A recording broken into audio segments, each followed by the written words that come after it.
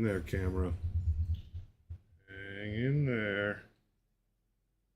I think that's good. Oh my god, so not straight. It's all right. It's all right.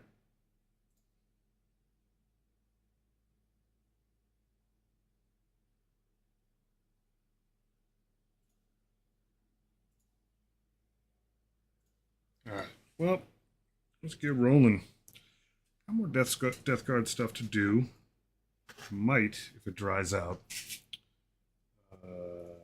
get to not a Myphitic Blight Hauler, the flying thing, whatever the heck that's called.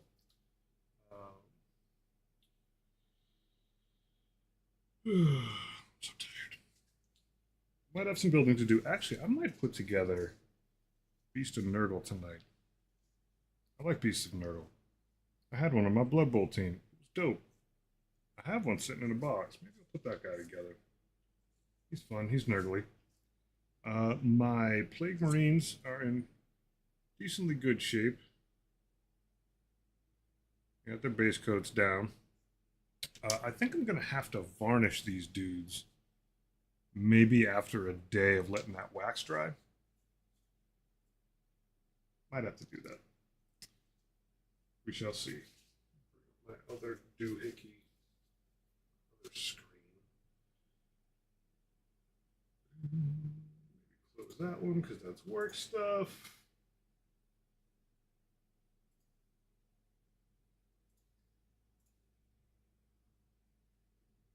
There we go. I have my screen manager over there in case I gotta see anything nutty. Pull this camera out. Boop. Maybe move this one up a scooch.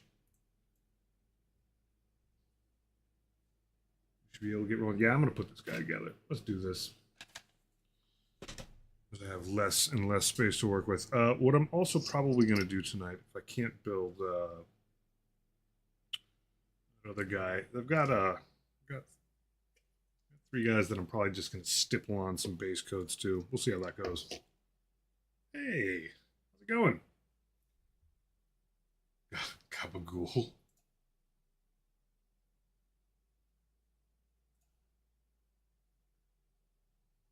Let me put this on the other screen. Yeah. Dope looking. Bam. Zoom this in. Here. Oh my god, so tiny. Hey, what's up, Horror 11? Mew. It's so tiny. It's adorable. I love it.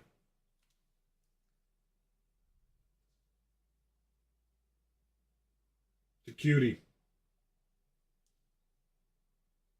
Itty bitty. Yeah, very solid work. Those, stuff that small is just really a huge challenge. That's like, I'm guessing, that's like roughly like Poxwalker size. Like, it's so tiny, probably smaller. I love it. Absolutely love it. The pink is crisp too. Did you have to like go brown underneath that to get it to pop that much, or did it just like was it this flesh tone underneath here, or was it something else before you hit it with the pink? Khaki, in fact, is what I would guess that would be. God, it's so small. It's got a little detailed base too. That's pretty awesome. It's so wild when we put coins next to things. That sense of super micro size. Do one of these, those. All right, put this window back here. Scooch this out. I should move these guys around a little bit. I'll just grab some of these guys. Oh my god, I'm so excited for Death Guard business. Hey, what up, Tank? Sunset Red? Sunset Red. Nice. I mean, did you have to go underneath it with something to just get it to pop? Like, is it khaki underneath? Ah, okay. So you just multi-coated it. Yeah, I do that sometimes too.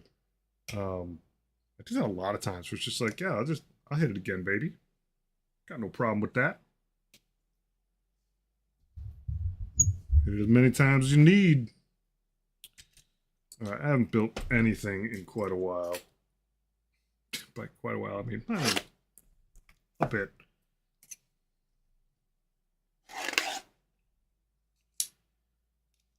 Actually, I could leave this guy out as is.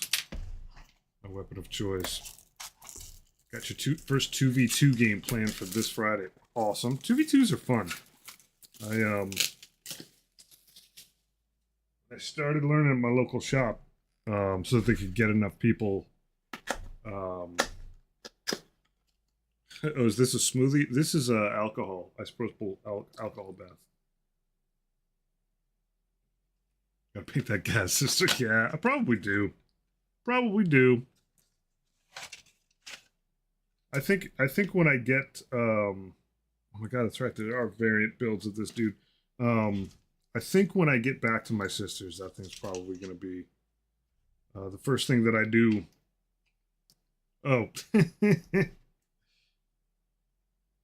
it is a pretty smoothie.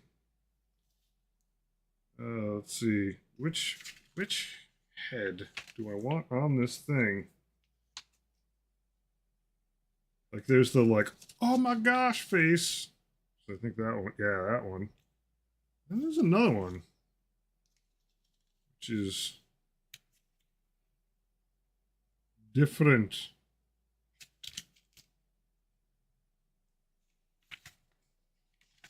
Well, I could start at the same place. Yeah, there they are. Surprise puppy dog face. Hmm. Oh yeah, it's very different.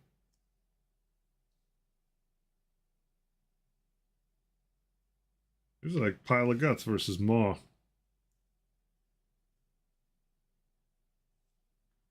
Hmm.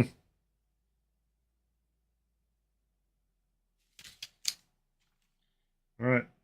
1 and 3 it is. Dish out of here. What do I need? What do I need? I need snips. I need glue. I'm probably going to dance around quite a bit. Not like physically dance around, but dip around, do different things tonight. Like, my poxwalkers might have dried out enough for me to do a little bit of base work on. I've been sitting in front of the fan. I basically just have mud down. I did wash them. That guy needs a little more detail. Oh well.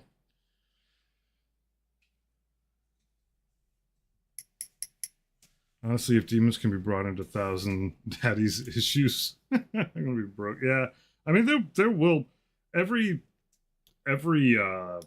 like God Legion in Chaos. It just looks like they're all gonna have a detachment, at least one detachment that is like how you pull the demons in.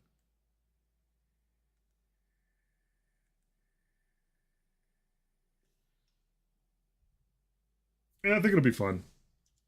My miasmic malignifier still counts, but only in that one detachment.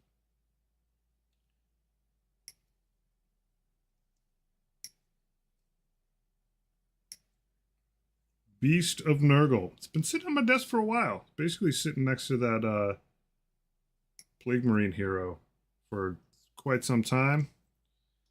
And I wasn't planning on doing it tonight, but then I was like, I got an itch to smell some, what is it, limonene? Yeah. It's been a bit. There's one, and I also need 3. Yes. The classic, very bizarrely shaped innard bits. Bet you it's you. No, that's 2. That's probably 3. That's 3.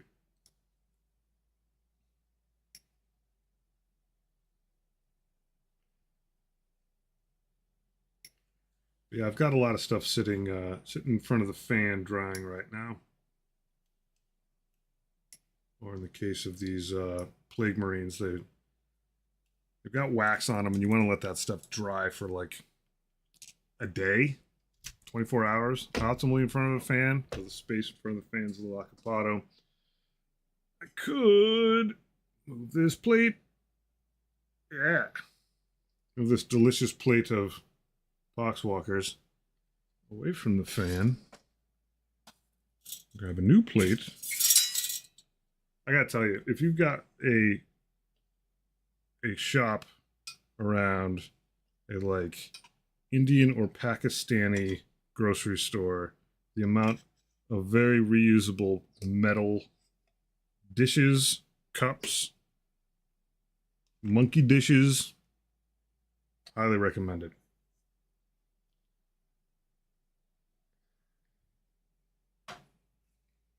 I didn't check properly, but I think I'm missing at least two. I don't have the sorcerer guy. I don't have the seventh. And I think there's at least one other one. I'll have to do a proper accounting. Because they're all mixed together out in the barn. That'll actually be a good thing this weekend. Sadly, I'm not playing Warhammer this weekend, but it's a good weekend for me to get out there. I've got to like remagnetize some stuff, and I have some shelves I want to put together that I'm pretty sure my magnetized models will at least like stick to a little bit to be good. I have a big shelf that I keep a lot of like baseball card stuff on, just in boxes. I think someday I'm going to get a second one of them just for Warhammer crap. But in the meantime, having something that my trays can stick to.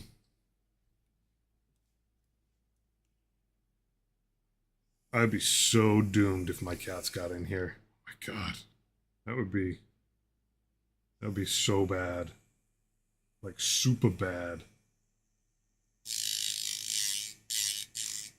I am very, very watchful of this door. I don't have to worry about my little kids getting in here. She's got one of those like doorknob doohickeys. When you say the one that was missing from the first set, you mean the non-sorcerer one? I don't know. I'm gonna have to like line up all my dudes and make triple sure, because I don't want to be wrong about that one. I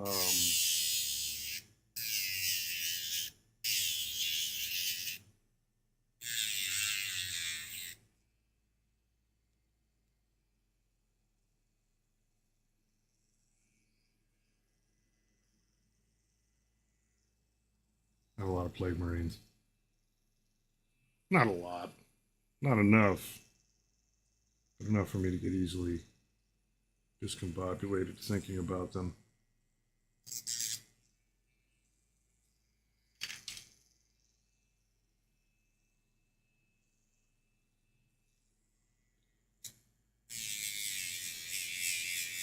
But I need a couple more shelves basically out in the barn so I can keep some amount of my stuff. I have a huge table. I have a table big enough for big boy games. A one piece high table, very heavy. It's from Uline. Like it is a industrial packing table, industrial work table. I'm not looking forward to the day when I've got to move it upstairs in the barn, but cross that bridge when I get to it. It's cool because you can store a ton of stuff underneath it.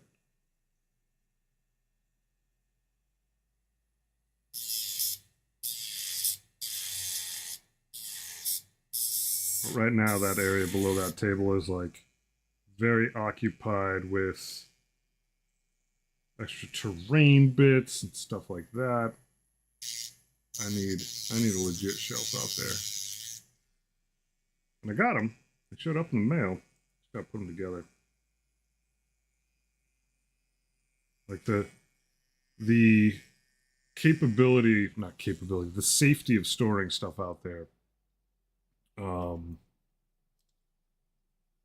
Much better now that it's re-roofed. Ha! Japan had all 7. They bring them over here and only give us 6. Then they did the re-release and gave us 7. Yeah, that sounds roughly Games Workshop-y. Sounds about right. Oh, okay. So this is yeah. You're gonna be one of these really super weird,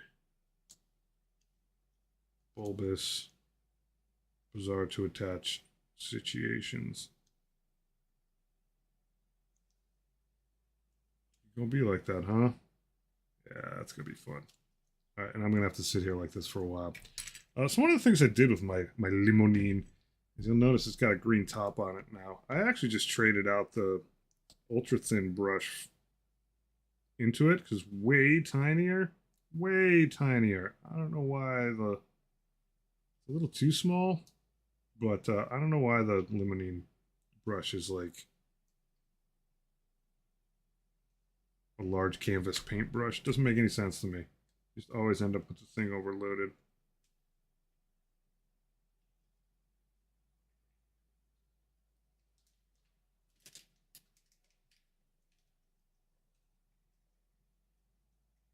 Chaos Demons Combat Patrol, and now they're not allowed to be allied in. Yeah. Um. That does. That does stink. Um. Is it the specific models that are in there just aren't corn? They don't have a corn to. I didn't read anything about corn. I saw obviously a bunch of people complaining about it. Somebody's got to complain about something. I'm not saying that it's not worthy of complaint, but oh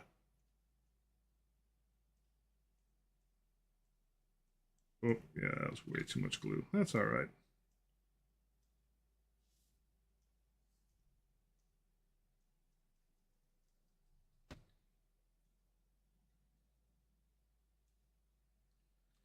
This piece,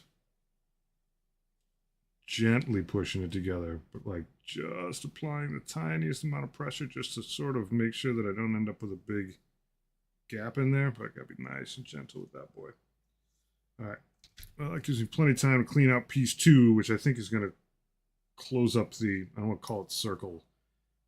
It's very misshapen, but I think the main corpus of this thing is only 3 pieces, which I'm thankful of. When they're 4, it's kind of a real pain in the butt to get everything to stick together and hold it together. 3, a little easier. Little easier.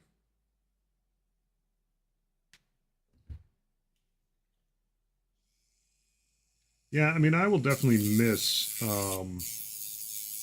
being able to just like top off the tank of an army with a few demons in it. That I will miss. It's nice to just be like, all right, I got this many points, nerdlings, but or whatever you got, or like, hey, I'm at like, let's party, drop Rodigus in there and bring the ruckus.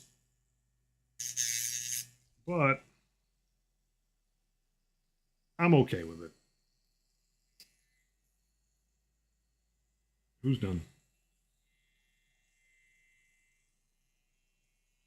You mean your tally dude?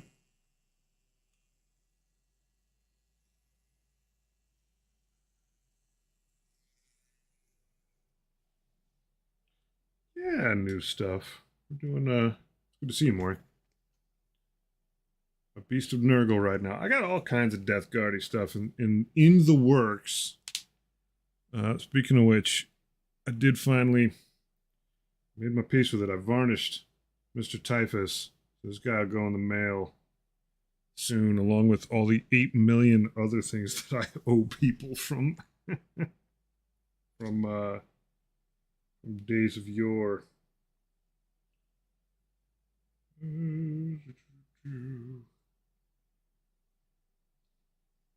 little behind. How you doing, Mr. Maury?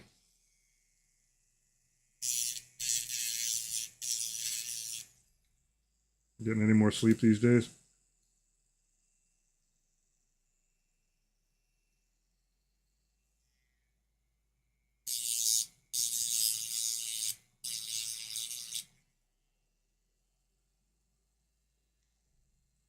Yeah, that's right.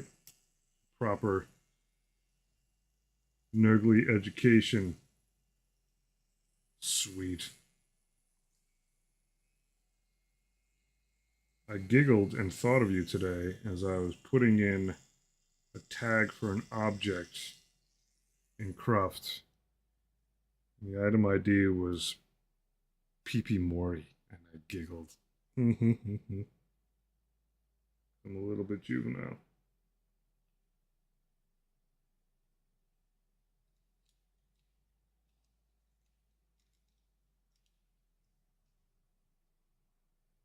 Mm.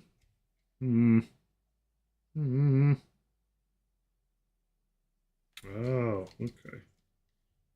What's that? This goes like that. It's just gonna connect up in here. Serious? For reals? This goes behind here. Oh, there's that gap. Yeah, mind the gap. English sometimes, yeah. Oh, yeah. See, this is what I'm talking about, where it can be a little bit of a pain to get the fit right. But once you do, just gonna sew this up. Gap. Boop. Just let some capillary action do its jam on here. I'm actually gonna wiggle it in there a little bit, do a little flossing, just to break up some plastic, get it squishy. Get it to melt and bond. Oh, it's unhappy. Oop.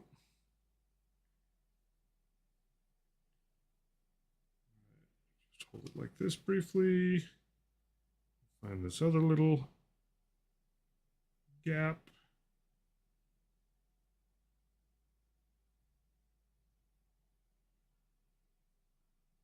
I've been playing a bit of Oblivion Remastered. I just have other folks in my house enjoying it. It's a very good throwback. Forget just how far video games go until you go back and play something that still has a bunch of like retro UI in it. There's a lot of things I like about it. There's a lot of things that are just old, but it's been fun.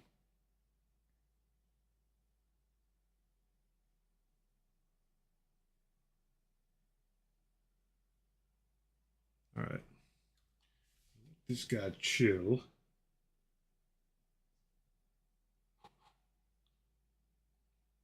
Think about what he's done. I can pull piece 8 and 9. Very much reliving my high school nostalgia with it right now. Yeah, was it 2006 that it came out? So that was like a couple years after I got started making games. That was like, God, when I think about the time of my life, that makes sense that I played it as much as I did. I was like grinding at work like crazy. Just like get home,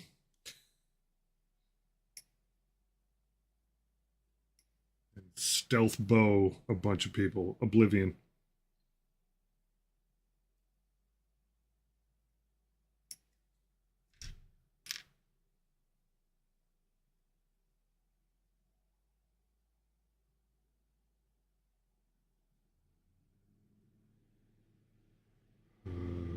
Oh, there's 3 heads for this guy. 9, 9, 4, 5. There's 9. Yeah, it's pretty cool. I like it. I mean, I played the daylights out of the game back in the day. Um, Having the visual updates to it, and there are a few other, I think, unless I'm imagining it, a few other little sort of updates to it. I'm not imagining it. Like some of the stuff, like the star signs, do slightly different things. Like there's been some amount of scooching around, but it is for the most part what it is.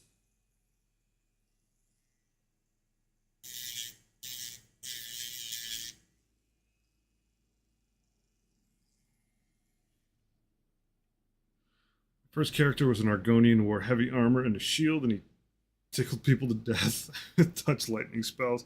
I always end up starting out with an Argonian stealth archer who finds his way to the Dark Brotherhood as soon as possible. That is my jam. The first two achievements I got were get out of the sewers and join the Dark Brotherhood.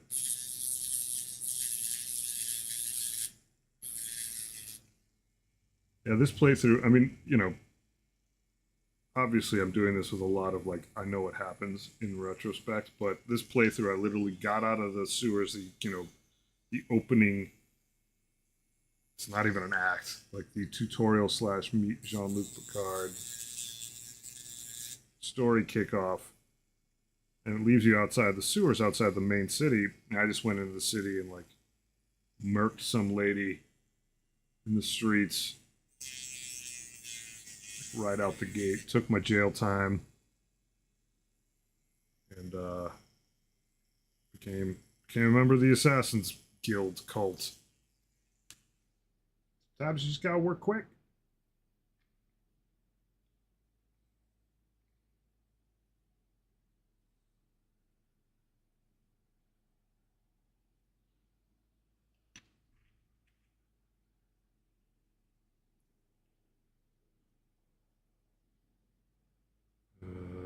What is this?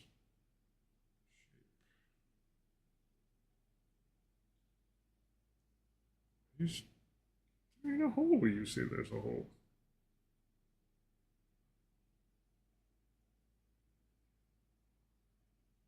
Ah, it's because this way. Ha! There is a hole where you say there's a hole.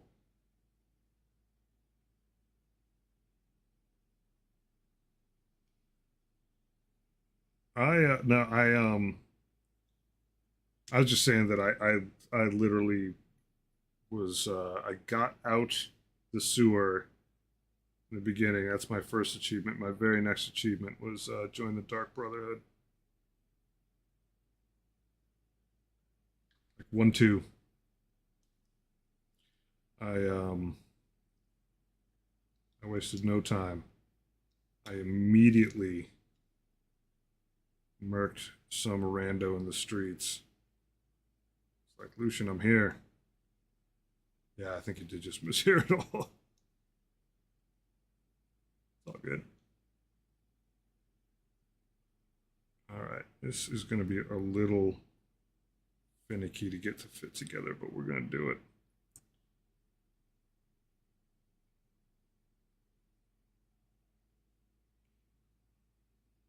I was a vampire by 4th level. I think I was still 3rd level when I became a vampire. Man, it's a little bit of a pain when you're low level, but it's also quite a hoot.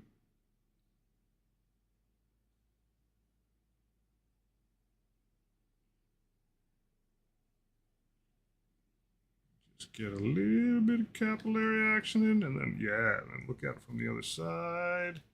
Yeah, it is going to need pressure. It's not going to stick without some pressure. There we go. All right, now hopefully the rest of this holds together. It's still a little bit on the soft side.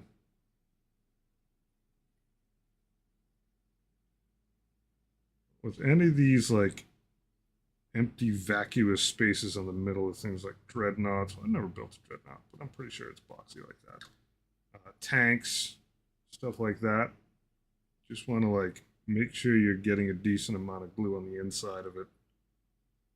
It's less visible. Often like that's where your real gaps are. Painful gaps. You can actually take the brush and like just get in there and squeegee a little bit.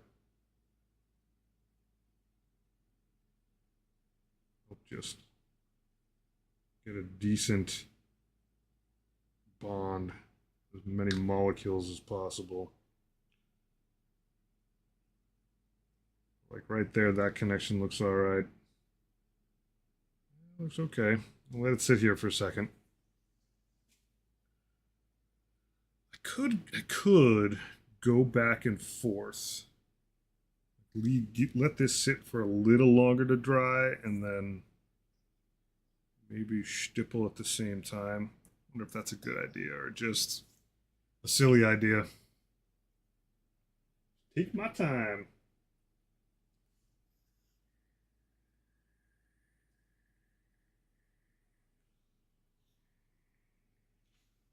Patience is a virtue.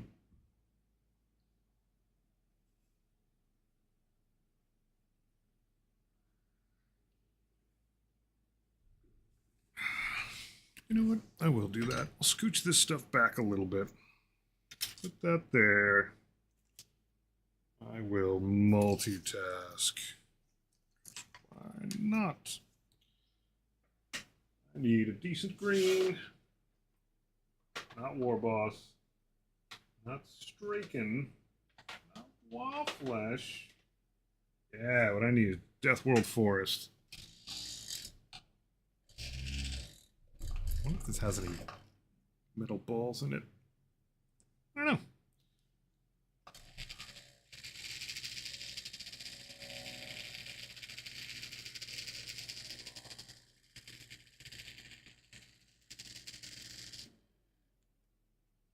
I don't think it does. Crack this guy open. I'll do a few little pre-gaming painting steps. Some of my extra boys. While I let some glue dry. Whilst. Look around what I have for a decent brush that I can just sort of push paint with. There we go. There's one. There's a decent candidate. So I use this for dry brushing in tiny little spaces, but I think I could probably get in here and just dab, dab, dab, dab, dab. I'm so out of space. That's okay, though. It's part of the hobby. You just sit there, nice. There. I do like me some Death World Forest. These jobbers. Oh wow, I just knocked a piece of that guy off. That was on there very oh like yeah, he's got a little he's got floating cape crap. Yeesh. Alright. Well, we learned our first lesson about this model. This is just base coating, so like it's okay if it gets on some other stuff. It's alright. The nice thing about doing it this way, it'll be darker in the recesses. Get some natural texture to it. It's probably going to take, I don't know, if I had to guess, it'd be a couple, 2, 3 coats like this. It'll look more non-uniform than if I just sit there with a brush and like full on fillet.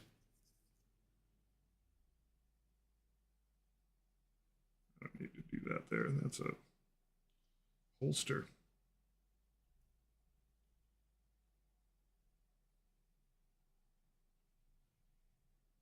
And I'm going, you know, wetter than a dry brush, but not really heavily loading the brush up here.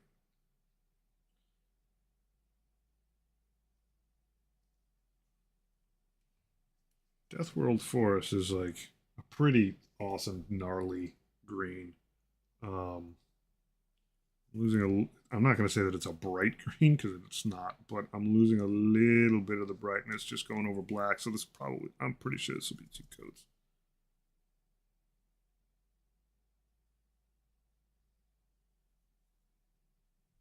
And some of the stuff that I'm going over, no problem, is going to probably be metallic later. What I'm doing is just getting in here, getting some textured baseline color in. That's it. Nothing crazy.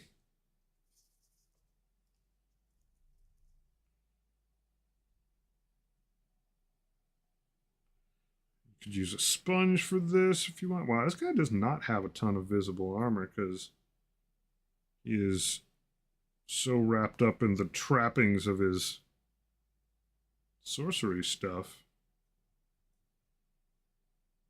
Gotta get in there and get them shoes though, buddy.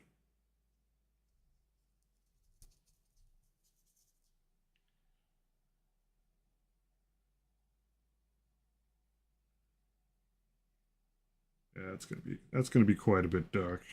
Cool though.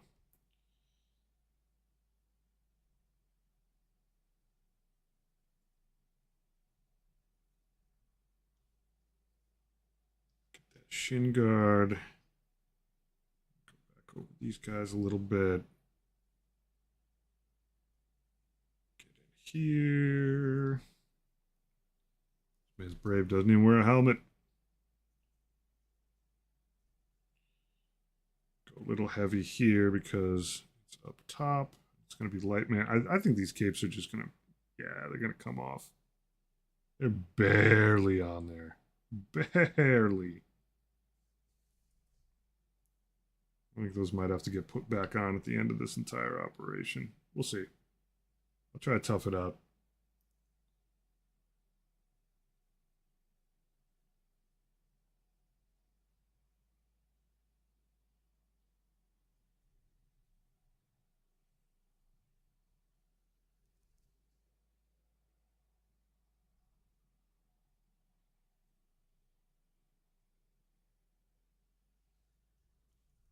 Just got to make sure I don't lose that other piece.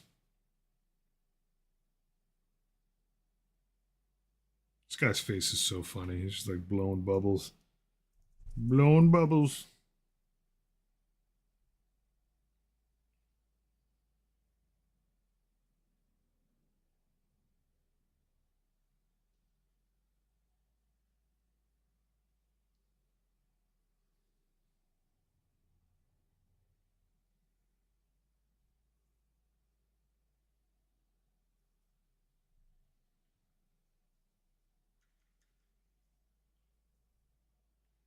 He's got this big old.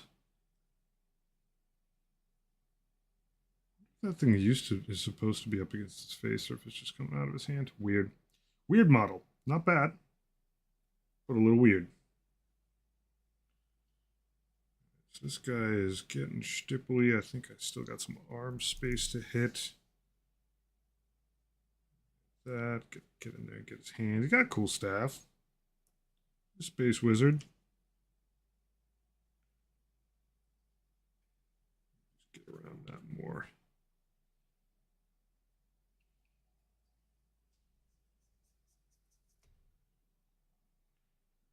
Squeegee in there. Don't have to go in all that crazy because where you can't reach, basically where it's going to be dark.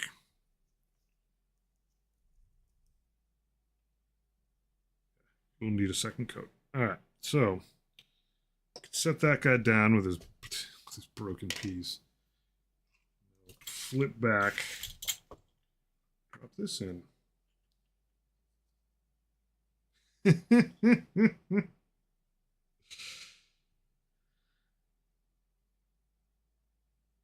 Our space wizard. Good to see you, bud. How's it hanging? Oh, that's not clean. That's why it doesn't fit.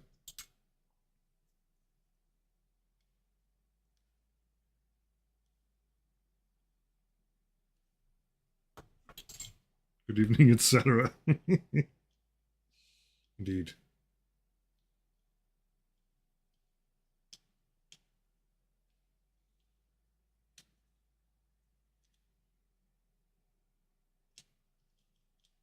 All right, that makes sense. Just working for forever. I see you too, and I've known this for a while, are a big fan of the properly used improper period. Yeah, it is. It's a beastie. Been sitting on my desk forever. And, well, for a while at least. I think he showed up when Rodriguez showed up. And, you know, Beasts of Nurgle are just genuinely good dogs. Bront.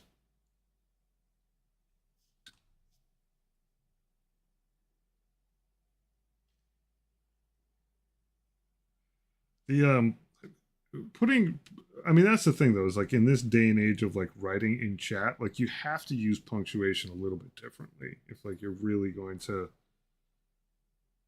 not read like a if your stuff's not going to be read like a manual, you got to get in there and drop some periods in there.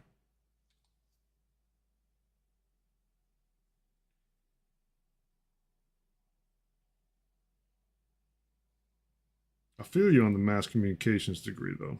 I feel you for real. My first time through that was the biz. Oh, that is a crap ton of extra glue. Sorry about that, buddy. It's the only catch with using the tiny brush for it is it sometimes gets a little overloaded up top. Yeah, we'll just squeegee that a little bit. Let that dry. Sometimes it gets a little, let me show you. The stick part of this can hide a lot of glue on it, and then you like tap it and it goes, whoosh. It's all good. No worries. I'll just pull out the paint again.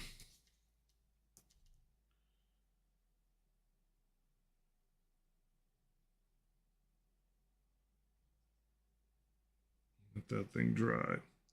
What's nice about this method is that I can go back and I can hit all this cloth. These guys are so, all the super important guys go cloth crazy on Death Guard.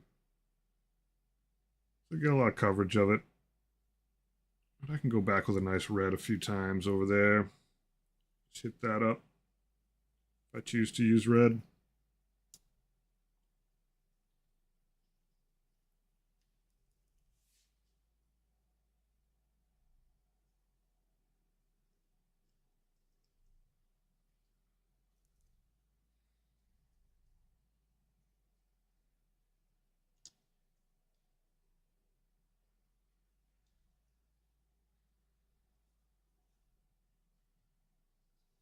If it exists in fantasy, it exists in 40k. Watchers in the Dark are just space novels.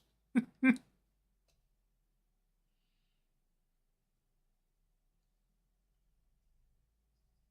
true. I mean, ratlings are just hobbits. Like, oh, I like to shoot. I like to eat.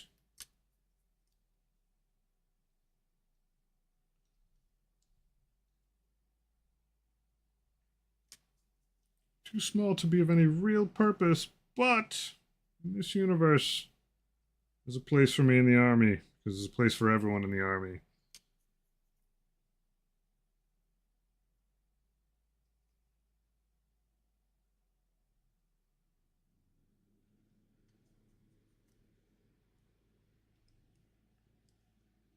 I could see an argument for maybe sub-assembling this guy. I could see the argument for it. But he's already together. Rattling slander.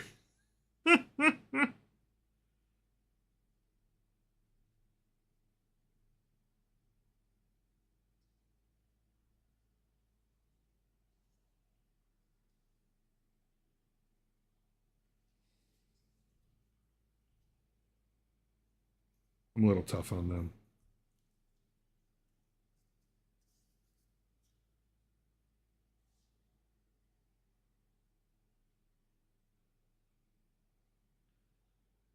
Yeah, there we go. There's some paint getting on the actual model. Don't be too cautious. Don't be too cautious. Nothing happens. I gotta sneak in there though. Whoop, whoop, whoop.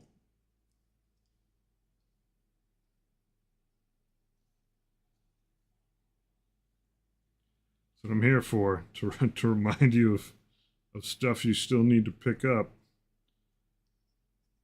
Because there's so very much stuff. Yeah, let's get right in your face, buddy. In your face. Just back here a little bit.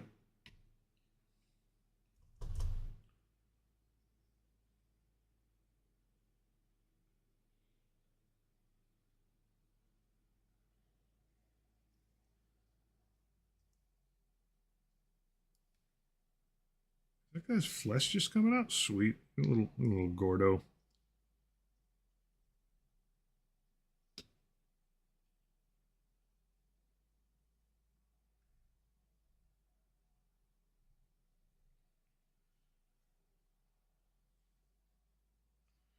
Arm. Help.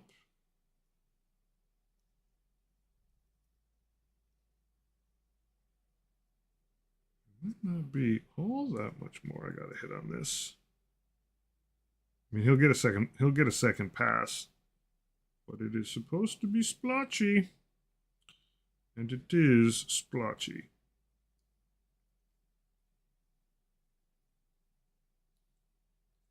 Get in there.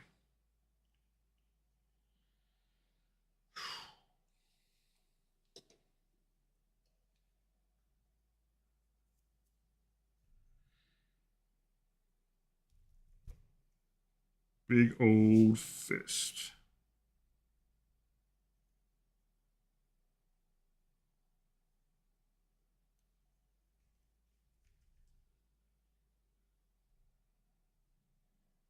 I think I've asked this a couple times and forgotten every time I got an answer. This guy right here is just a Plague Marine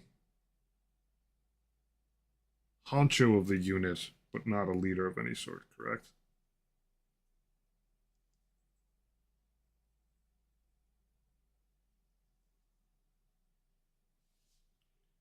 He's just Plague Marine with fist. I think.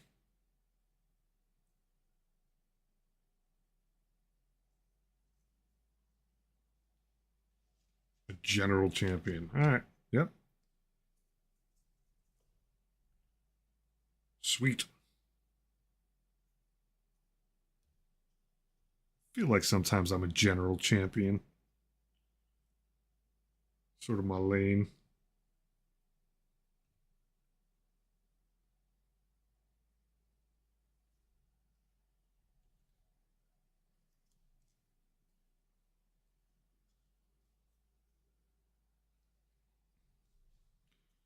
He's a pretty cool model.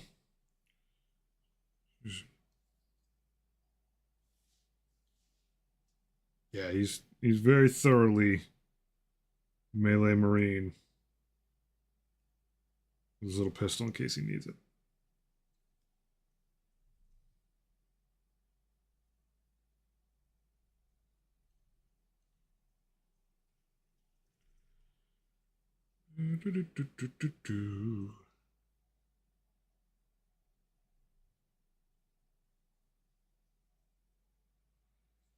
This thing up here, I think I'm just going to shave this thing down so it looks like a regular horn. I don't think I want any more hassle with that thing. Get in here with some green just in his chest. Like that just, whatever was on here looks like it just desperately wanted to be broken. Yeah, Cass, and let's do this. Let's paint away. Paint party.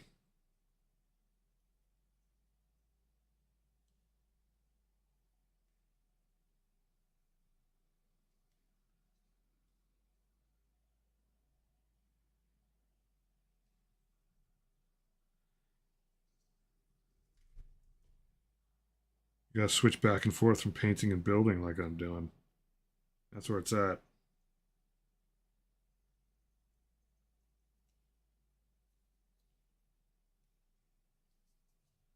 Flip the script on them.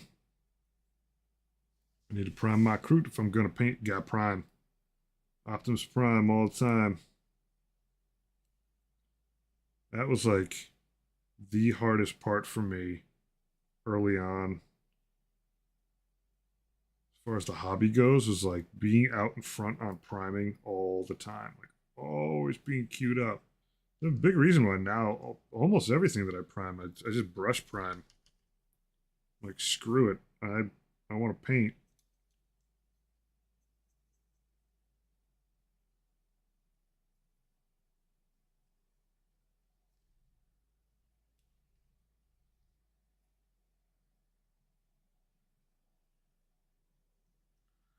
I need to prime my crew.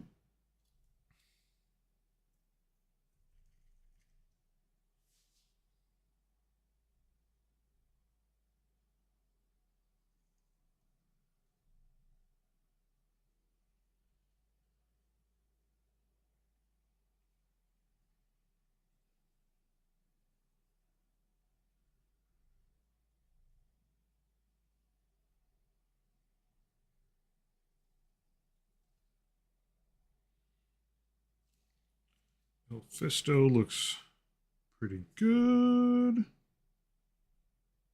I think I'll do for my next trick on these guys the same paint, like lighten it up a little bit, or just like add something to it, maybe a little necrotic flesh or something, just to like make it more highlighty.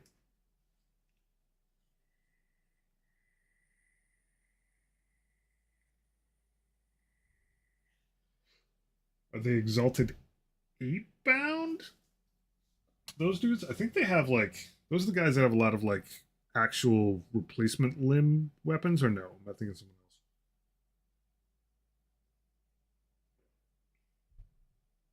else? Like some of them are chain axes, but some of them are like chain blade forearm. Excuse me. 11 and 10.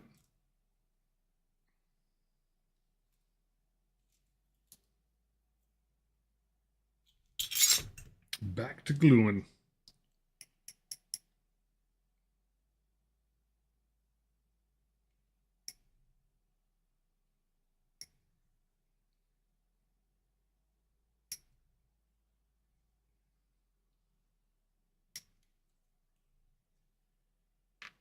One chain axe, one chain fist. Sweet. Was that like the choice of how to build them? Man, I love doing that sometimes. Just make, man, as much as they got lit up, it was all my fault. My red corsairs that are all chain sword and pistol. So much less thought economy. Having a few units that are just like you just dump dice and like speed roll the whole thing. Keeps me from overloading the brain while I'm playing.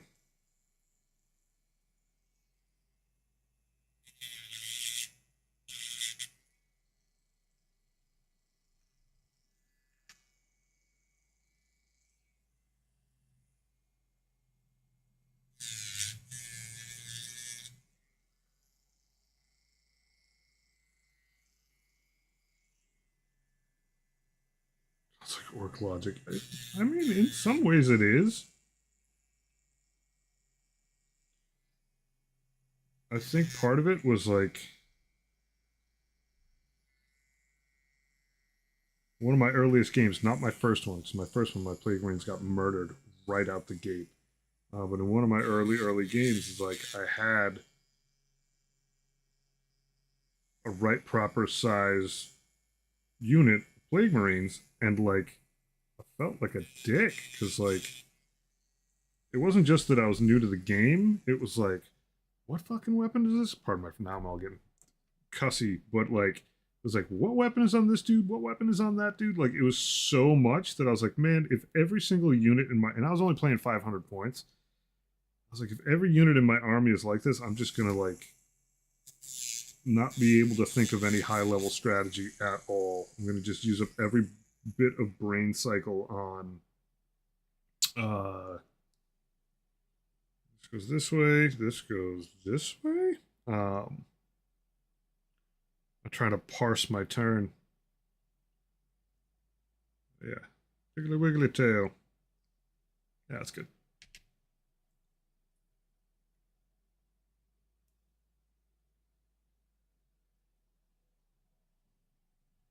Me when I just default to L7 and Hylas for every Votan warrior squad. Yeah, I mean, even with it was for aesthetic reasons partially, but for exactly this reason that my second commandos unit, with the exception of the breaching ram guy, um,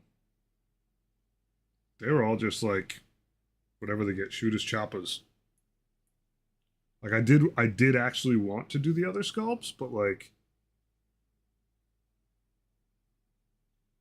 that crew nicely, they do look all different. They still look badass as mofos, but it allowed a little bit more simplicity.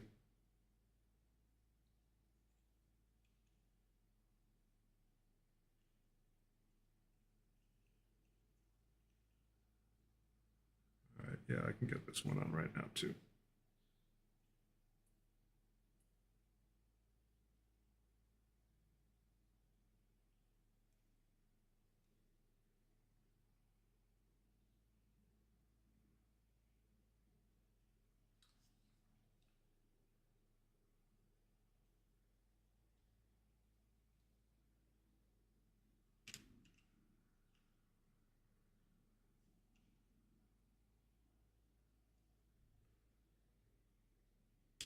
Put a grudge token on Will for how badly he beat me with his Votan last time.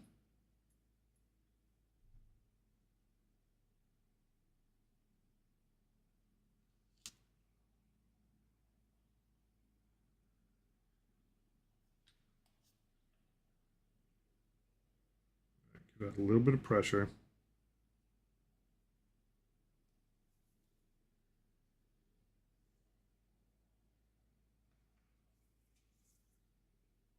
You know, I'm gonna hit this guy up, Gerg. I'm gonna use the same method of just smushing in on him. He's very Gergy. That's all bone. I don't have to worry about that. There's your plates, buddy.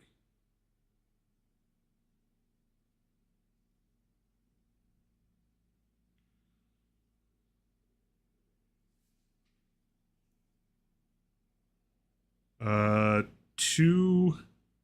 What's the tiny vehicle? The non-hecatonnage one. Yeah, I had two Sagittars. I think had Berserks in each one. Two like the regular just infantry units. One with the named dude, and the other one with just generic Khal Drogo. And two units of bike. Basically, I had two of the combat patrol plus two Sagittars. Did he have anything else in there? And he very much just played his army really well in terms of positioning and just shot all my guys before they really got to him and were a problem. He just kept shooting my dudes up. And so my possessed like never made it into melee. It just got whittled down, and he did roll well in some very key spots, but part of the rolling well was that he just like he put himself in a spot where it's gonna be tough for me to get to him, and he baited me, and I still went for it, and I was like, these guys will get there eventually. They're tough.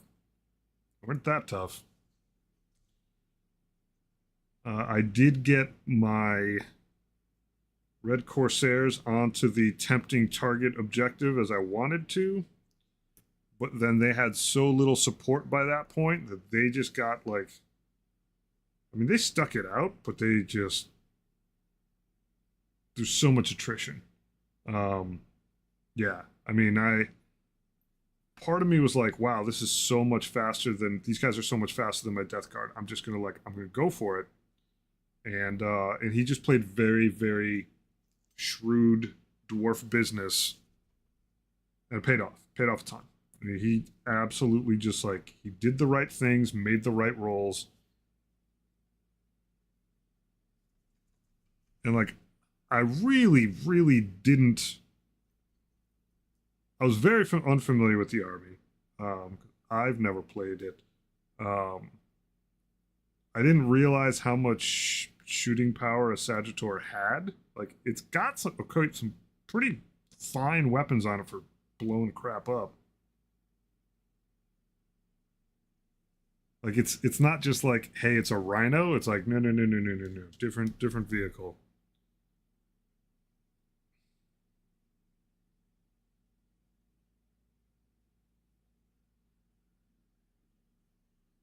It was a fun game, but I had two Hellbrutes on the table, and could you imagine if they gave us firing decks? You couldn't see out of them. Too tall. If you put firing decks, you'd have to be like, uh, this vehicle can hold whatever it is, like 7 Votan infantry or 3 plus 3 soap boxes so they could see out of the firing decks.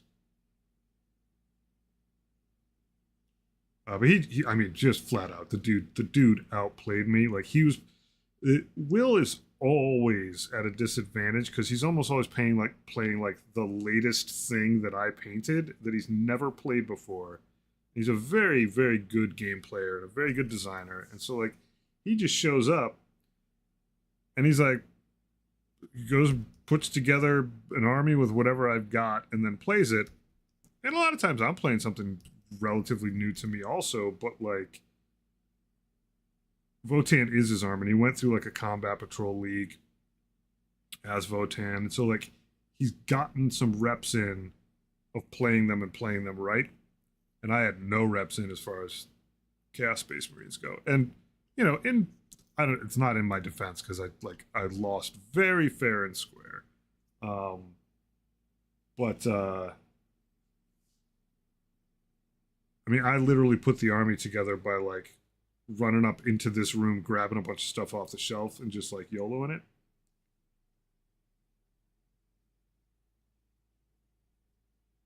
Like, I might have wanted to take a Warp Smith with me. I might have been like, I don't know, way smarter than not. I forgot I had him. He was over on a different shelf. Once again, that's all bones, but I can get in there a little bit. This brush is like, hoo hoo, woof. What are you doing to me, buddy?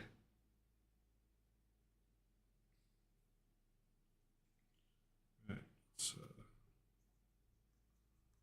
get all up in there and all up on this.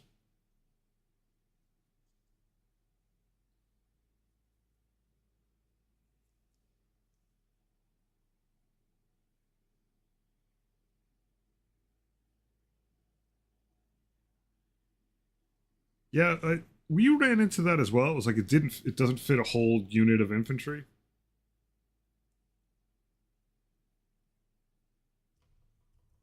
It's like you're putting berserks in those things or nothing else. Sounded like.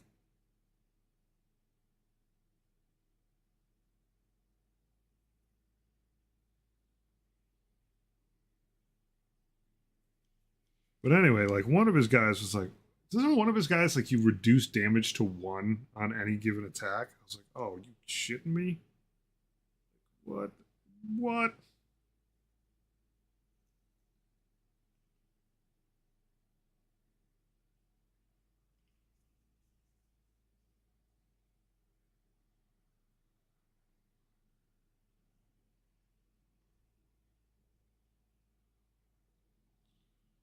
He also just did a splendid job of grudge tokening. Like he was putting them in the right place at the right time. I mean, obviously, like they're sticking around, but like he was pretty savvy about recognizing the fact that like his units are kind of marginal until the tokens go on.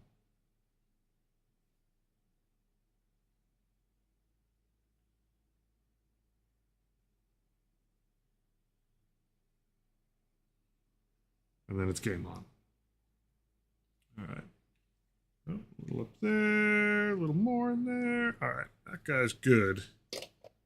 Bring this guy forward that I've broken 8 times. Give him a little dash more. Second coat on his thoroughly black background.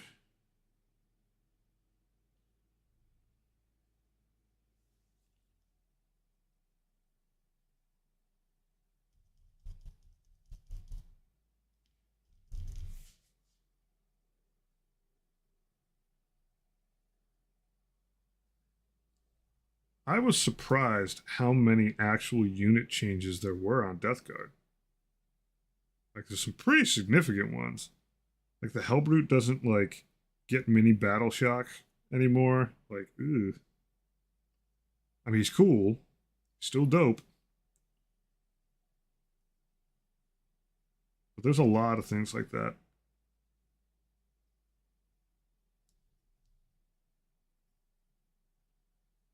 I think I've been playing my Poxwalkers wrong the whole time, too. I think I was playing them as 6 up field, no pinks. I think they're that way in the Combat Patrol. I have to remember that Combat Patrol has all kinds of change. Or I was just wrong. That happens.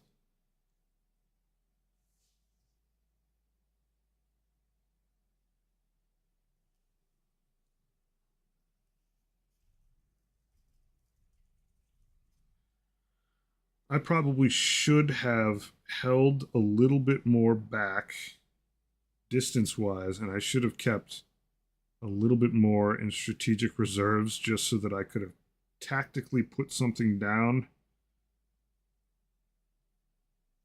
Didn't have tokens on it. Like the most important thing about me, I did distract him with a couple obliterators. I deep struck them in, and the fact that they had no tokens on them was the only thing that made them last as long as they did. Because they went in like there was a total one-way mission. I was like, I need you guys to buy me some freaking time.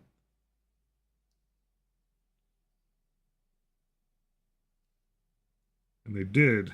But man, if they ugh, the fact that they were token free is what gave them a fighting chance.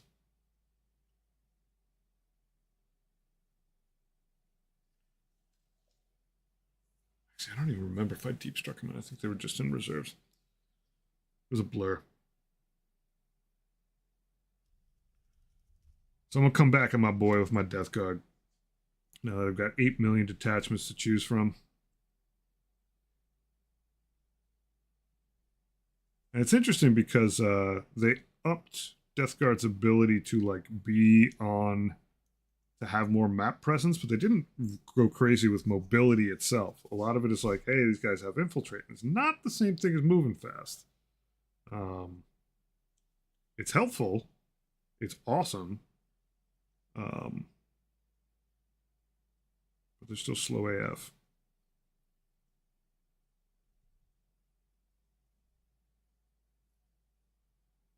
Can't wait to show up with 8 million Poxwalkers. Even the small amount that I have right now, I've added 60% to my Poxwalker count. Even that'll be fun.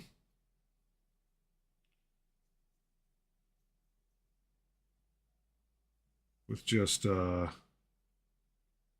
couple more leaders being able to lead them makes a big difference. It's a huge difference. They are cute, fun little models. Bite-sized treats.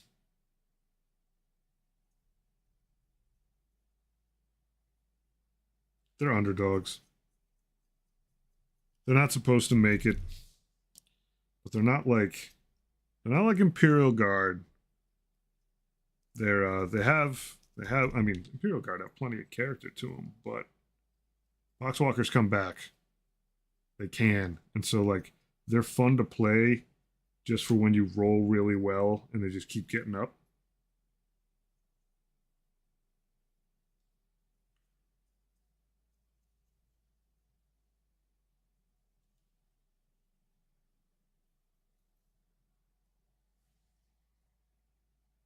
Yeah, like the Nurglings have enough beef, and I don't mean like that they're hard. They're not hard to hit. It's just that like Nurglings are 4 wounds each, man. Like you better settle in on a big knot of those guys because they're not piecing out anytime soon. I mean, you can obviously get them shredded, but for the most part, like they can stick around for a little bit, make their presence known. And like poxwalkers with typhus, oh, it's just so good. They did. So Grot, the thing is, I used to always drop Nurglings in because they have infiltrate, and so you at least have someone up on the board. Poxwalkers have infiltrate now. So yeah, Nurgling, all demons are out. I think except for like the demon prince.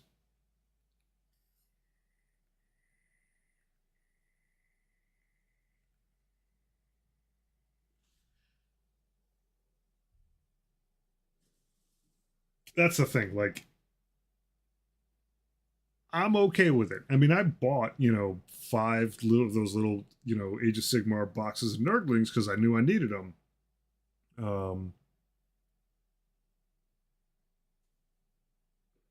but with Poxwalkers having infiltrate, I'm cool. It's cool. We're all cool.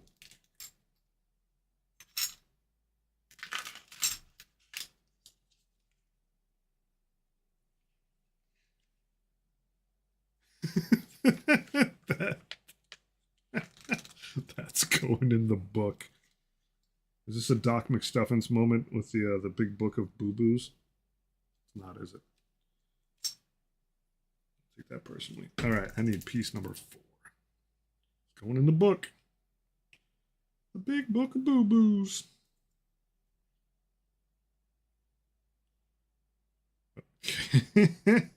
No doubt. That's why it's the Leagues of Votan, not the League of Votan.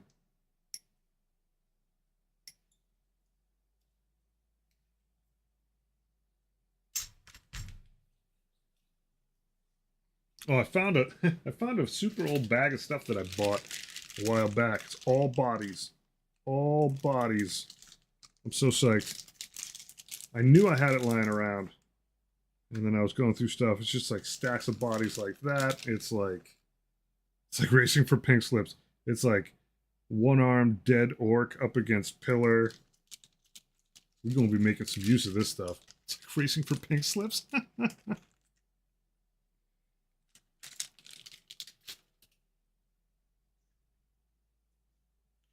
Yeah, base and bits.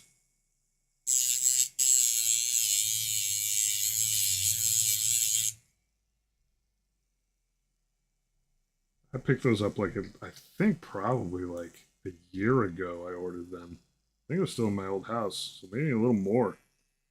And they ended up, as things often do, in the wrong box. And then I cleaned. And now they're not in a box at all, so I won't lose them.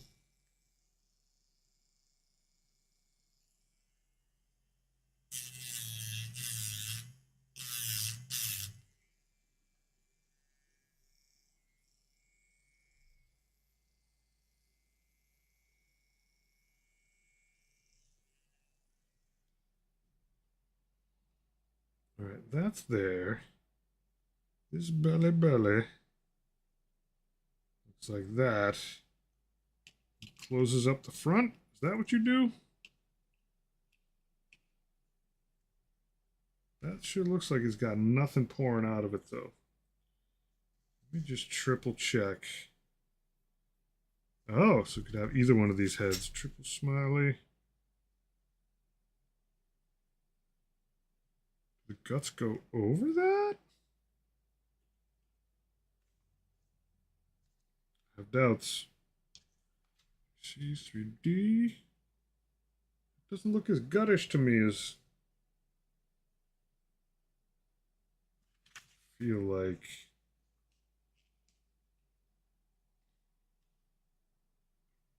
Like someone's lying to me on this piece.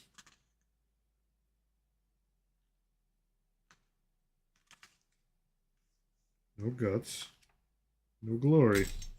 Oh, the guts do go over it? When? Tell me. Oh, I would have to. I think what I would have to do is put the mouth on.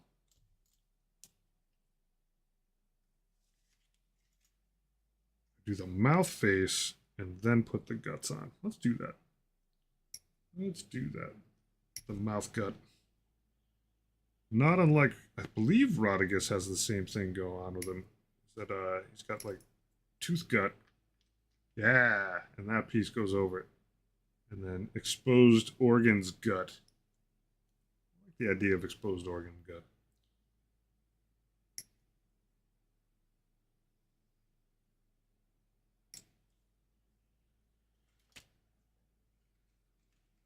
I don't have the luxury of having a game store or even other people nearby to play the game.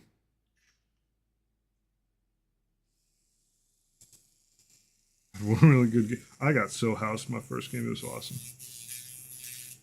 And yet, much more kind game than Blood Bowl. Say it every time.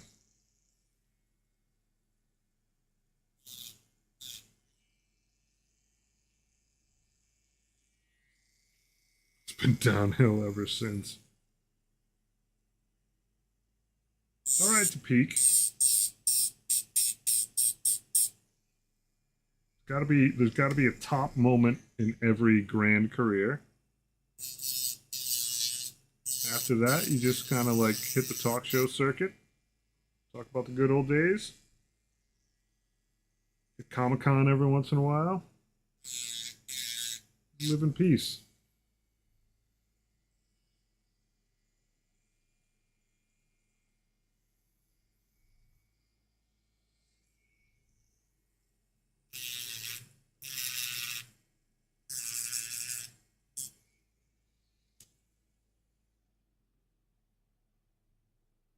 And yes, things to talk about. It's true.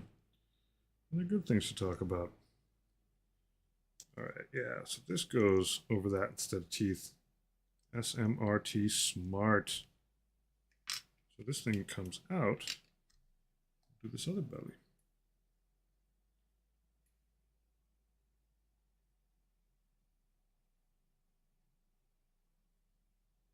I swear, if I ever actually make any money ever again, I make money at some point decently, I will just host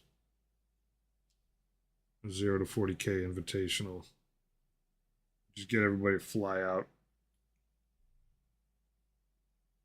Just play Warhammer, binge on it for a while.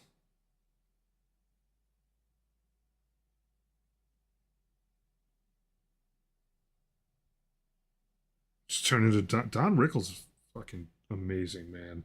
If you turned into Don Rickles, I would be so pleased.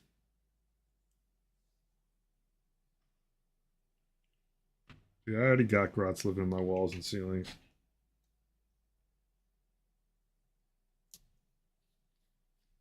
Almost bold enough. Dude, Don Rickles in Casino. Oh my god, he was so good. Like serious role. Fantastic. I am gonna actually, because I don't like how the seam on this is. I'm actually gonna get in there with a little sprue for once.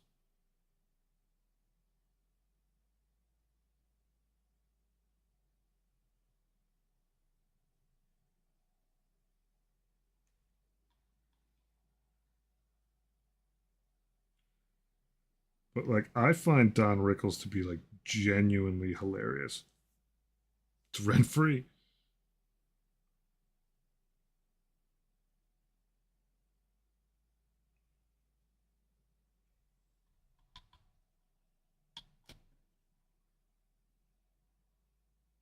I need to shake this stuff up before I use it.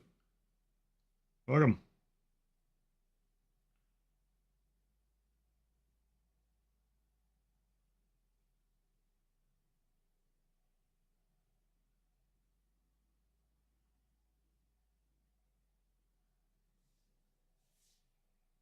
Oh, sweet. I will hit that when I put this thing down.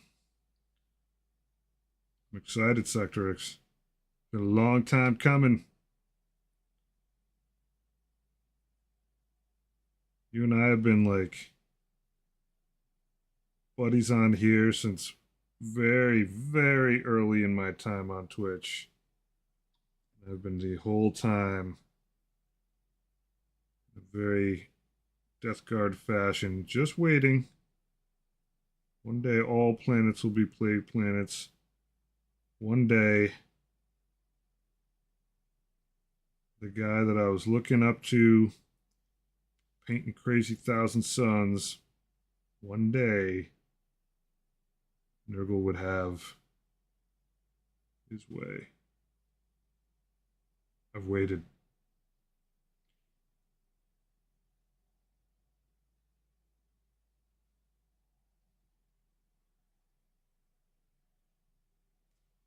Come on, buddy. Let's fill these gaps.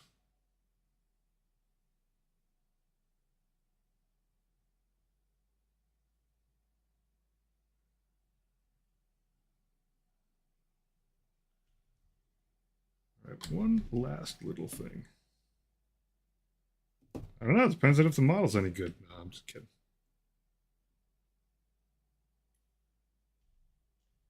Oh, doesn't have any on the inside because it's not what's on the inside, it's what's on the outside. All right, that can sit there. Oh yeah, here we go. Here we go. Ha ha. Yeah, look at that motherfucker. That looks freaking awesome, dude. That is beautiful. The base is really nice too. Is that what you were gonna ask me a question about? It was like what to do about the base on this guy?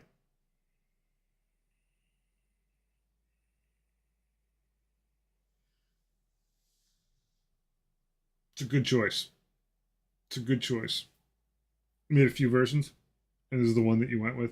A lot of times, like red, rusty red, red orange is good to add in there. Just works really well with the green. I want to point out that this that the writing on this thing is fantastic. The rock looks dope. That's very very dope. This thing just shows up blank. It's not like you drop, you know, wash on it and all of a sudden it magically has words.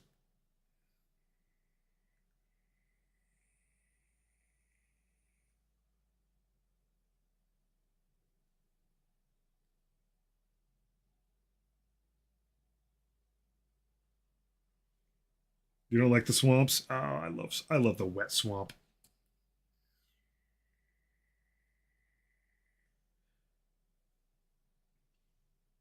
It looks dope, man. I mean, the thing is, and the other night I was like, yeah, it's like it's getting grimy. It's like I know like you're not using grime as a product, but like all this down here, all this in there, like it's present. Grime happens. Yeah, this is one of the most OP nerdlings out there.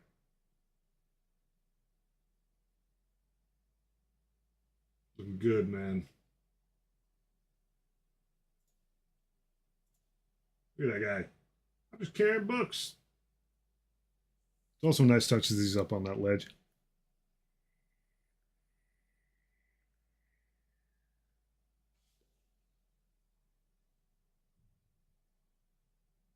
So much scribbling, Sectorix. So many tiny little words.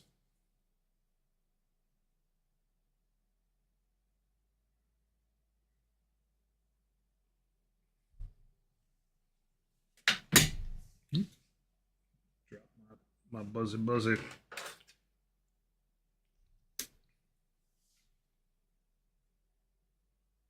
I am gonna have to do another one of these. Um, Because, man, I was so new when I did the first one. It's good, though. This is like inspiring, my friend.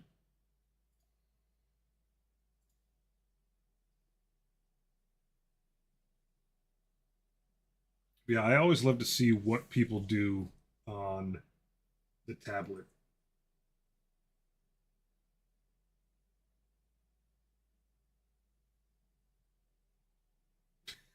That skull is so dope, though.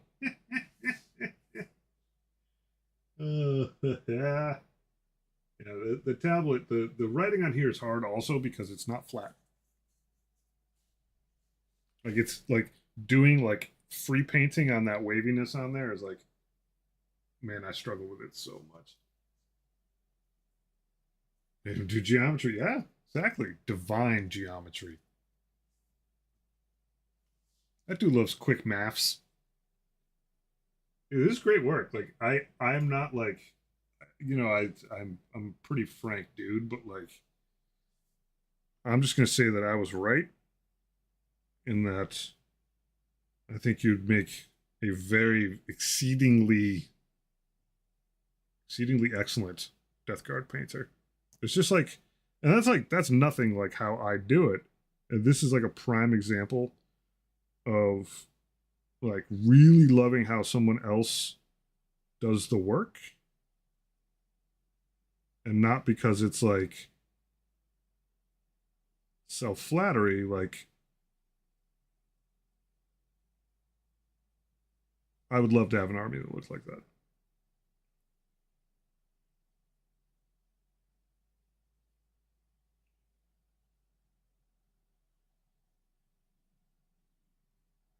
You're in, dude.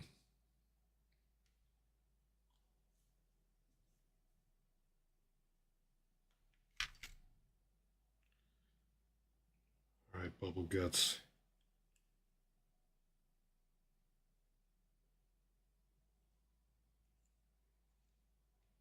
Oh, buddy. There we go. Whoop. I put a fingerprint on them, but when that dries out, I'll just a little tiny bit of sand.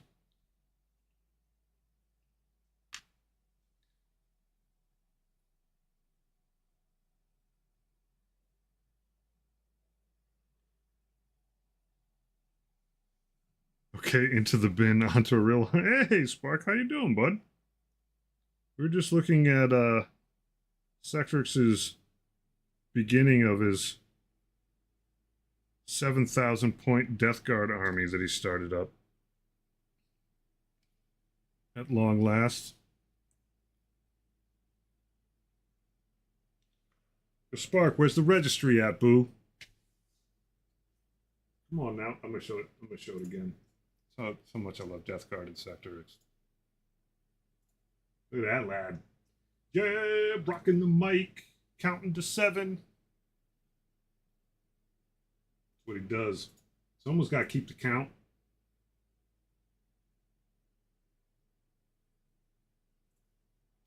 One, two, ah, ah, ah.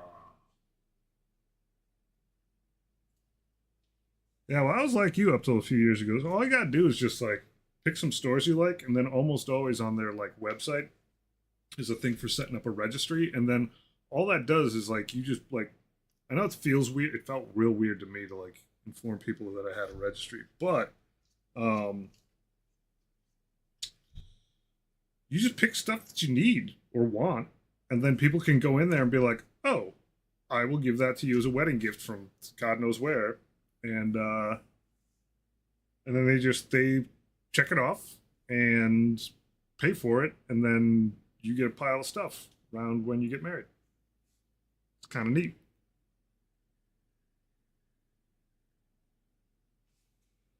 Like I have no idea what your actual like wedding plan is, but like you got internet homies, you got to set up a registry. Otherwise, it's just like just gonna have to send stuff to Sector X. He's already been married for a long time.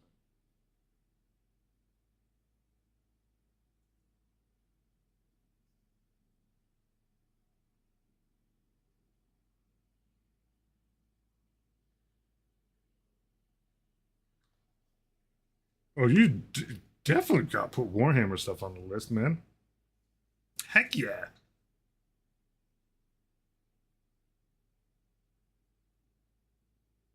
Yeah, that'll do it. Yep. On the bride side. And the thing is about it, like, is that like people like I just did are just gonna be like, hey, you just tell me where the registry is, and it sort of gets you around that whole like who's invited to this, who's whatever that, like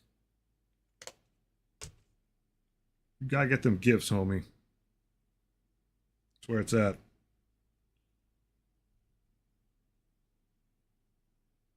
And it's not the same thing as like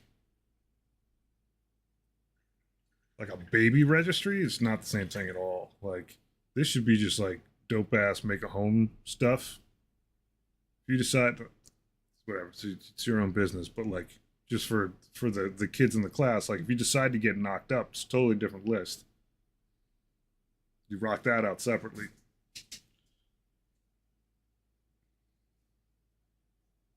Like people put like silverware in their wedding registry, plates, uh, Death Guard, Battle Force, uh, and you want to pick a mix of things like um,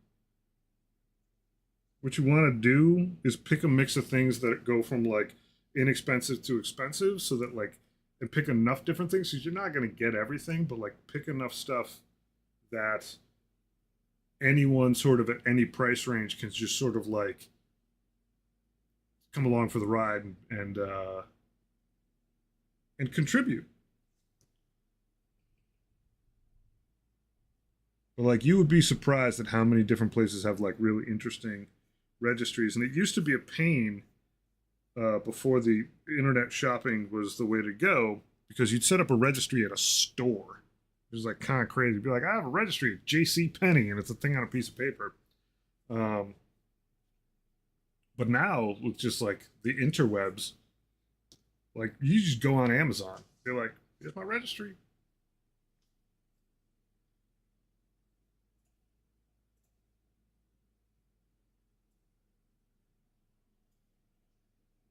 Like on Amazon, it's almost just like I think it's just like an auxiliary. It's just a flavor of wish list.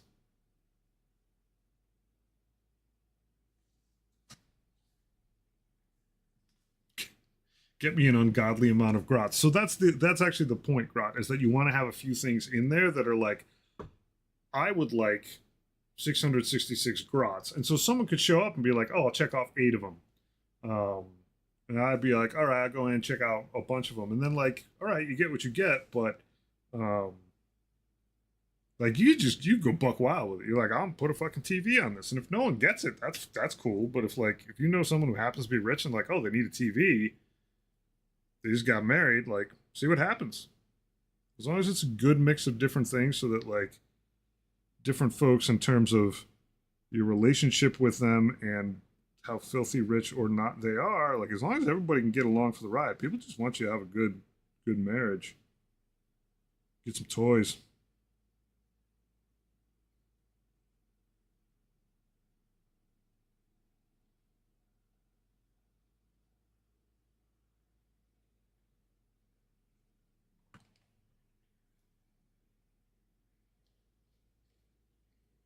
And it's easy for me to talk about. It was super awkward for me and my wife to do because we're just like, we don't like asking people for stuff. But when it's someone else's problem, you can give whatever advice you like.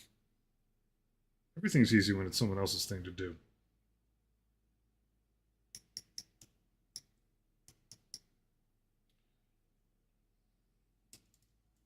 Derek, I see you playing Oblivion. I don't see you, boy.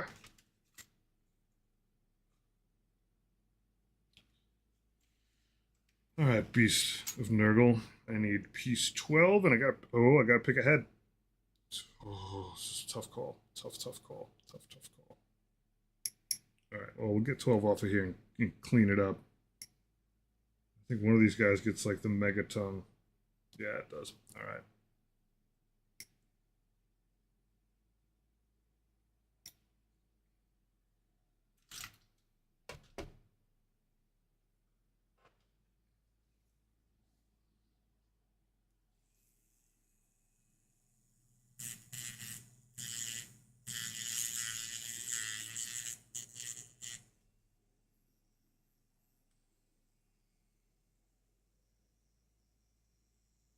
Oh yeah, I absolutely I have a circle of friends exactly that auditor. I have a circle of friends which guys that I used to work with when I was at WB Games Boston.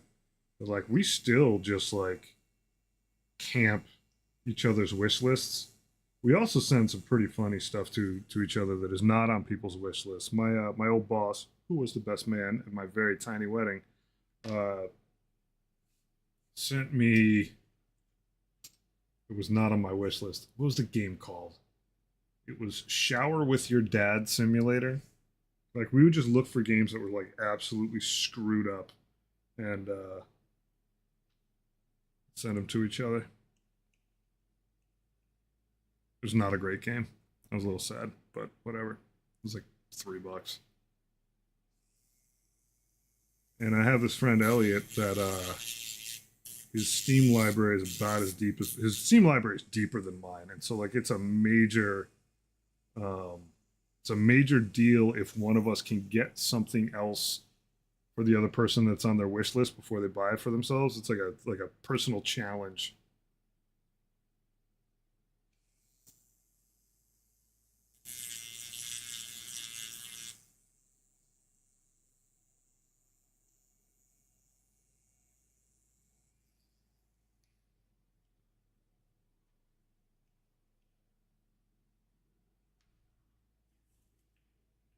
I have a very good relationship with my old boss at that job. Super cool dude. Really awesome manager. Very funny. Very good sense of humor. Very good sense of how to make games. I learned a lot from him.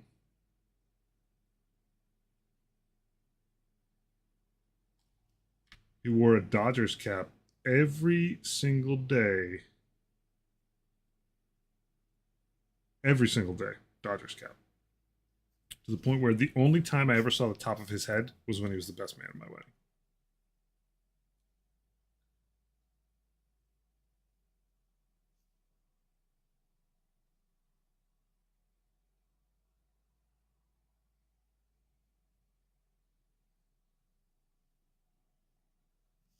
Funny dude. So what I'm hearing is you want the Bad Rats game.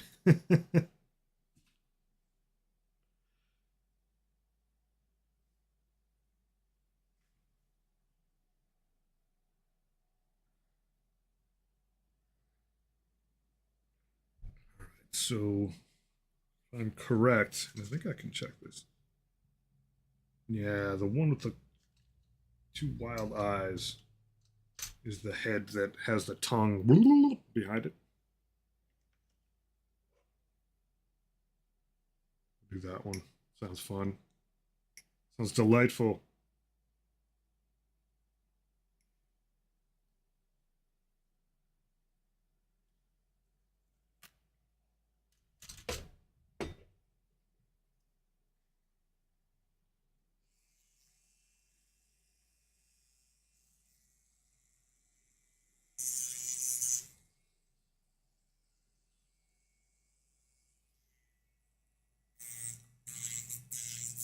It's interesting the more you mess around with models, putting them together. Like the plastic on this model is actually softer than it is quite often. Like I haven't had to use a metal tool to just sort of like get the excess cruft off of these little bits. Just like fingernails been fine. Some models you gotta get in there like a blade. But I literally have not used my sharp tool yet. It's just been like sand it down, rotary sand it, and then just clean up.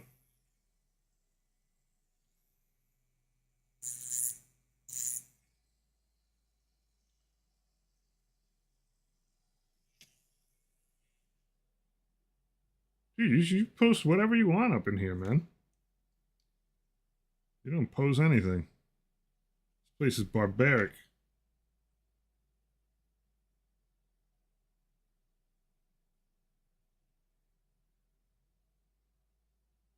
Remember when you were my chaplain? Oh, chaplain, my chaplain. I went today and topped up the washes and paints that I use The most pre-tariff, yeah.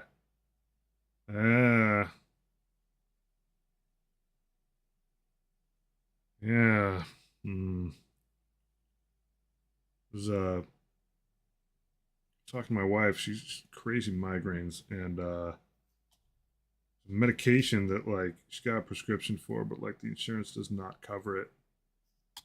It's like maybe we can get it from Canada, and then I was like, oh no, tariffs. But it turns out tariffs do not affect.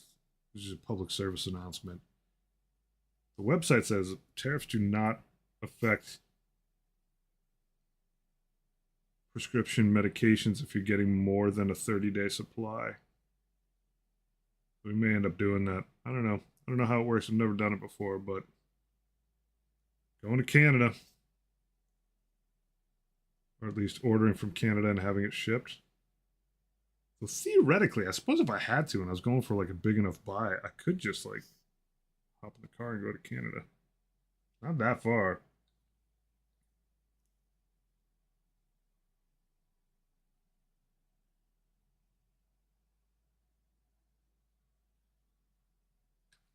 Let that guy sitting. He's starting to look like a beastie. Starting. Let his glue sit momentarily. Let's see if we do a little mix of this stuff.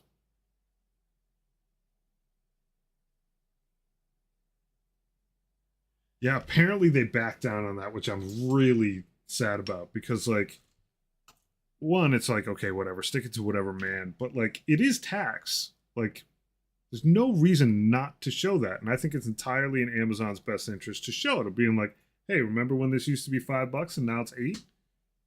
Here's the tariff part of that. We're marking it up and we're passing that through. And it is a tax. But apparently, yeah, apparently they backed away on it. Apparently, like Bezos got a call.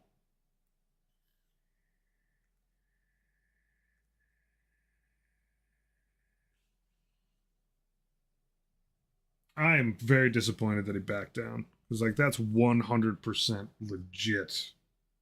Like you are paying for that. You know what? I'm not going to use this stuff again for the next dab over it. The next dab.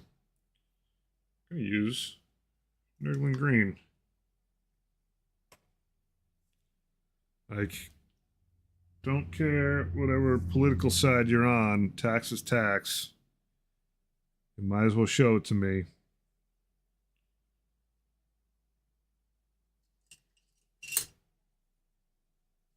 I know. I mean, tariffs have always been tax, like always, and now it's like the desire to just like reframe what things are or aren't is just like I realize thoroughly that like that's how everything rolls, but get used to it. Tariffs are taxes, and it's not like that isn't going to get passed through to everyone. I mean, the point of it is that it makes foreign goods more expensive. Yeah, it's like legit. Like it is what the word for tax was before tax.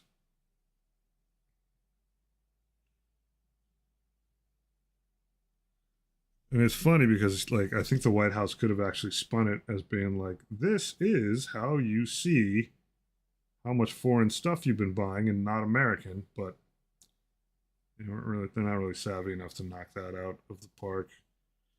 Yeah, it's probably not the best idea. Maybe, maybe not. Oh, yeah, actually treat it like dry brushing. Yeah, maybe if I treat it like dry brushing, it'll look better. Yeah, it does. Oh, the new word for tax. Yes, very, very well stated. Overdosing on crazy pills.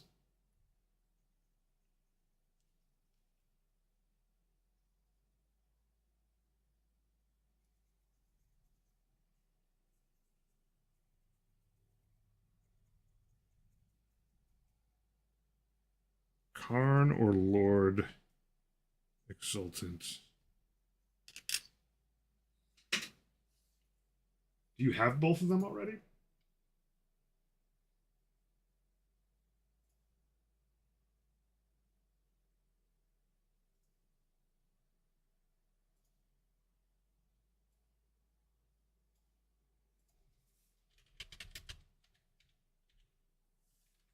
Lord Exultant. What does he look like again?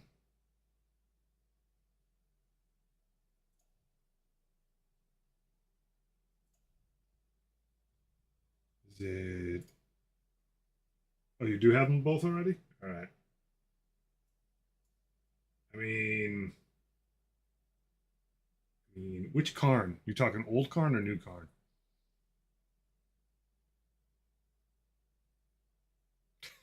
It's true. Most people barely understand taxes.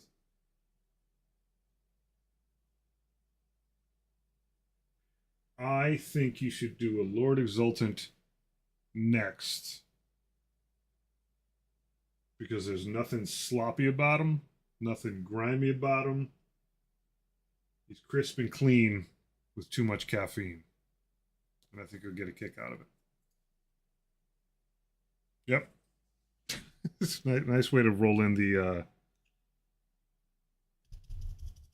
pink and stink rhyme, one of the classics.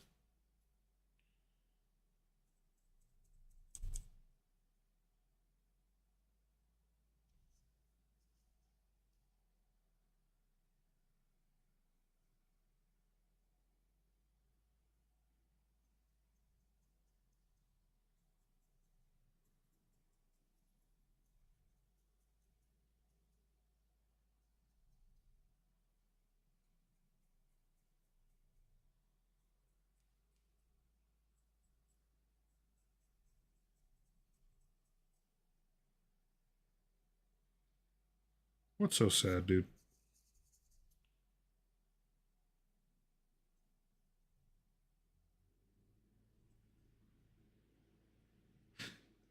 You hit him with the shocker right after that.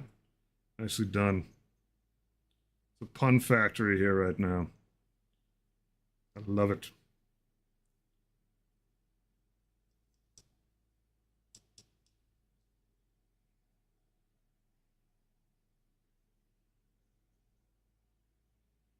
It's 100% true. There's absolutely going to be. It's super sad. There are going to be stores that just can't ride this out. Like stores that rode out COVID. The fact of the matter is, we have a global economy, whether you like it or not, and you can't really press the undo button on that.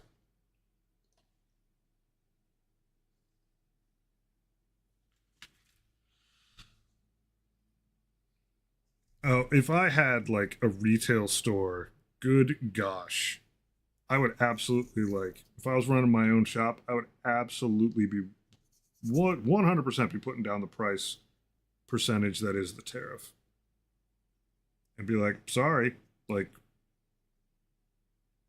I like legit sorry. Noxious Blightbringer is the guy with the bell.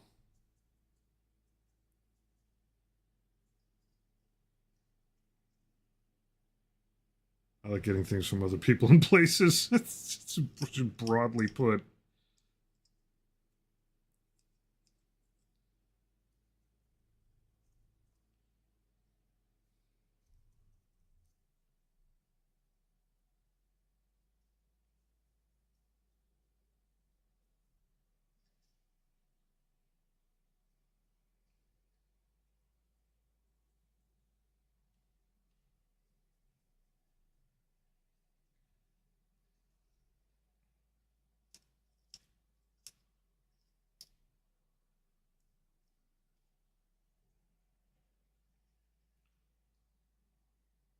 Screen am I looking at? That's the screen I'm looking at.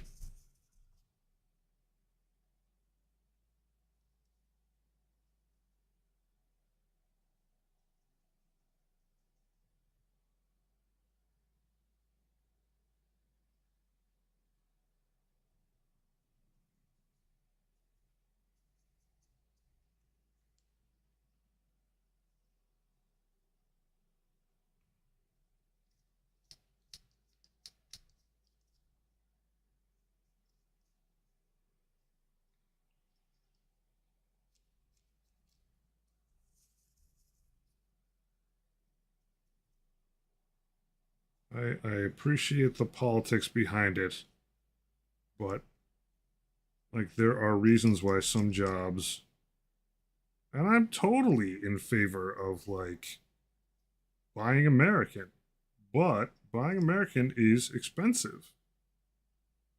Just is. And acting like that isn't a part of it. I mean, 30 years ago, there was a huge movement to just like buy American. And the difference between prices wasn't as extreme as it is now, but like it was like, yeah, buy an American truck, buy an American car.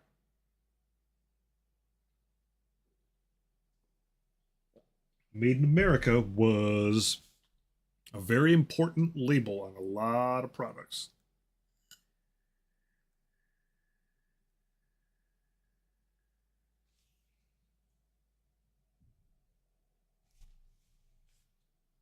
But I don't know. I don't think, I mean, I know like standard logic isn't why this is being done. Like it is being done to like prove out a point that like we could bring people to the negotiating table. And I think it would have been fine if they just came out and said that.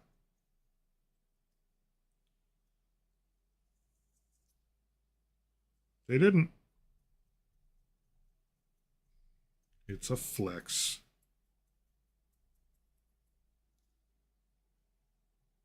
America never should have stopped building stuff. I agree with that. I mean, I think it's complex enough where there are some products that just like you can't. I don't think you can win on every front, and I don't think you should expect to win on every front. Um, and part of it is our own damn fault. We had every opportunity to buy American enough to make it competitive. And in a lot of cases, we chose as people not to. We like to have things as cheap as possible, but like you do vote with your dollars. You do. You just like you arguably more tangibly than anything else. You vote. You vote with bucks, dollar bucks.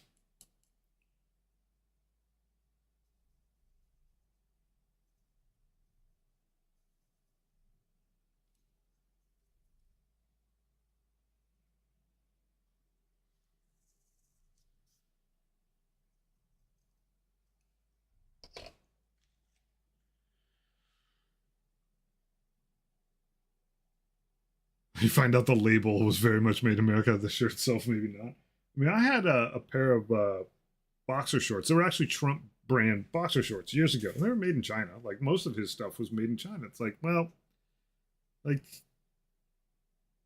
I get it cutting costs, but like the absolute like it's not globalization isn't the problem. It's like I don't want to say it's purely consumption either, but like sometimes you got to spend money on some things.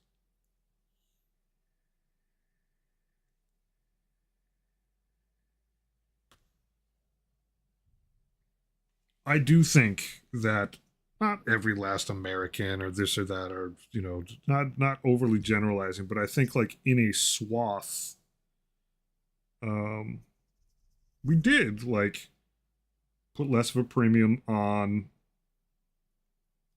quality and but not solely quality. I mean, there are things you can get from other countries that are high quality, but we just sort of were like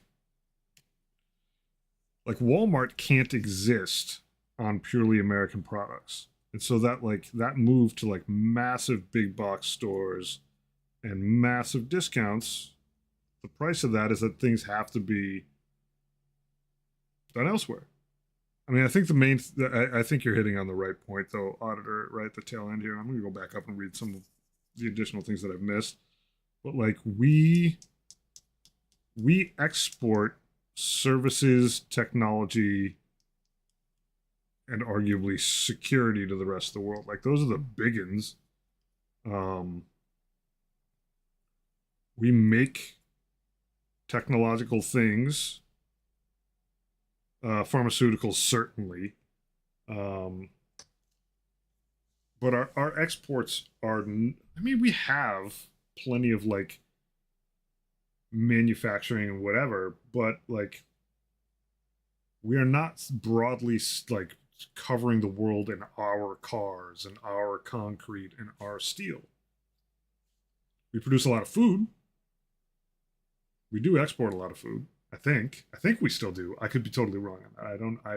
My knowledge of that isn't all that recent. Um, but a lot of what we do is like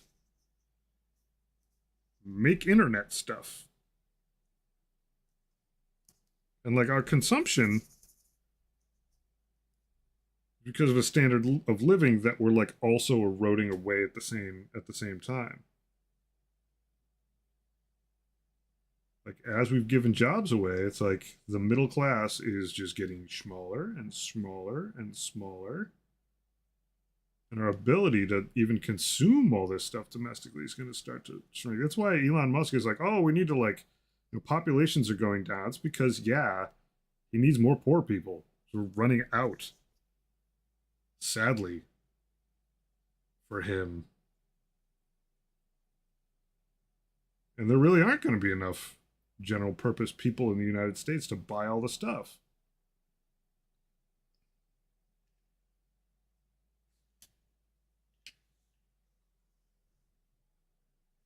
Oh yeah, there's absolutely, and we have removed a lot of the controls on,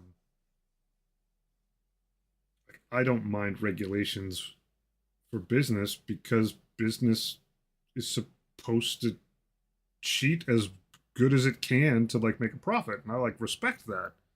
So there just have to be limits on it. That's the only reason that like I'm in favor of a decent amount of government regulation of business is because like business's job is to do what it can to beat the market. That's cool to me. But like obviously it needs some guardrails on it.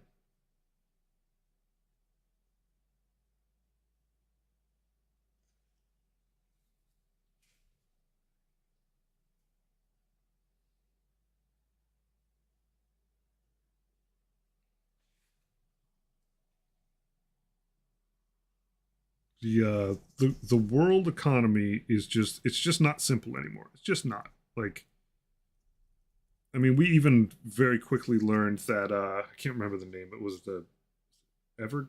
What was the name of that ship that got caught in the Suez Canal?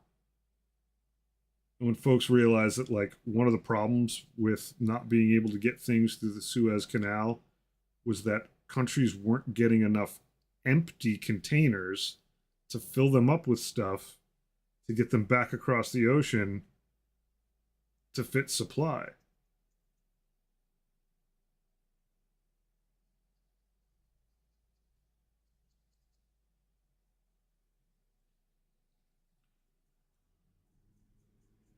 And the reason I bring that up is that like when I say that like the global economy is complex, it is real containers of products needing to still get across the ocean. And if there's no container for it, it doesn't get there. It doesn't matter how much supply, how much demand, or whatever.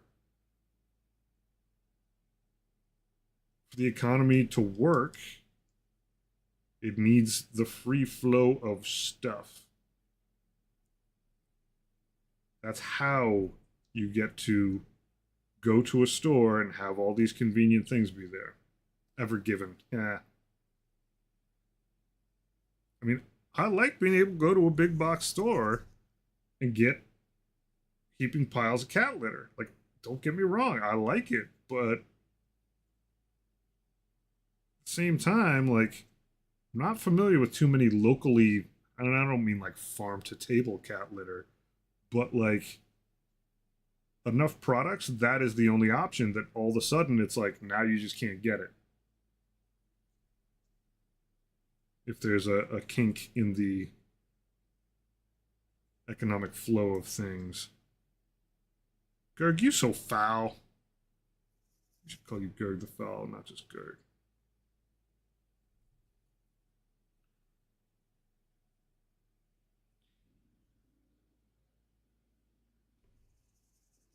I mean, the dialogue around economics, even into the 90s, still very much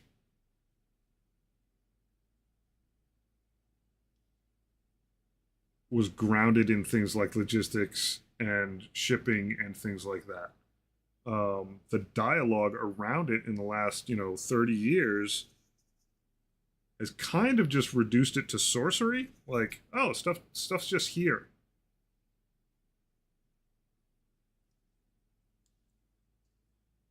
And I am obviously a little biased. Like, I come from a very union strong family.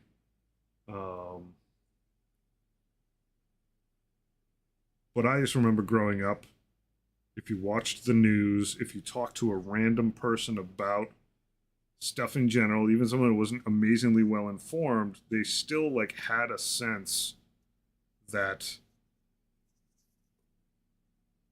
things came on trucks to a place. And I think it's because most of what you bought was in person. I love me some internet, but I do think being able to buy a bunch of stuff on the internet has sort of seduced people into thinking that that physical stuff is created by the internet, and it ain't.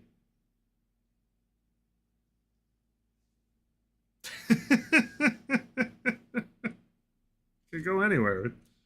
The how to set up a wedding registry to, good God, we're talking about tariffs.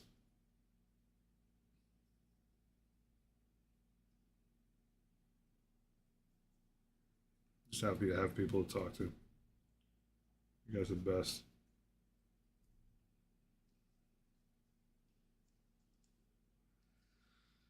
All right. So I think maybe I'm wrong. Maybe I'm wrong. Maybe a little bit more light green on this guy, but I think after this dude, probably be in pretty good shape. Doing a few passes on this, lo and behold, does actually matter. Dry brushing is still building with layers, even with the same color. It's still soaking in. But I think I'm going to move on to reds on these guys. Which means if I do this, set this nerdling green, auto rinse. Oh, thanks. I'm very happy that you guys can tolerate my geopolitical ranting.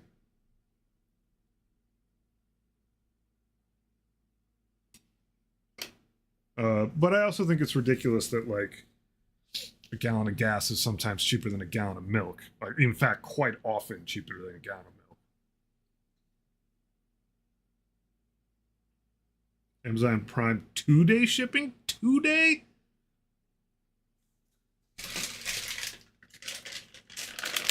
I ordered these last night. Look at me. Look at the hypocrisy that I am. I get my big bag of Reese's Pieces.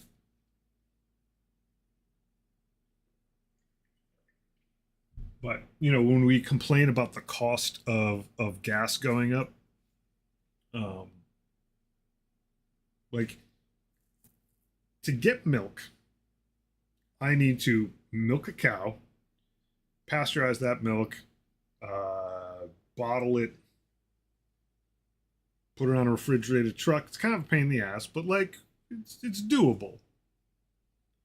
Um, yeah, to gasoline, I have to get crude oil out of the earth. Then I have to put it in this tall tower and heat it up. And at different levels of that tower, you get different stuff like naphtha, gasoline, all this other stuff. Um, you might refrigerate the cow. Here's my other bag. Oh, look at that. You like gummy worms? So do I. How many pounds is this thing? 5 pounds of gummy worms. You know, you ship crude oil from the other side of the planet. I eat a lot of gummy worms.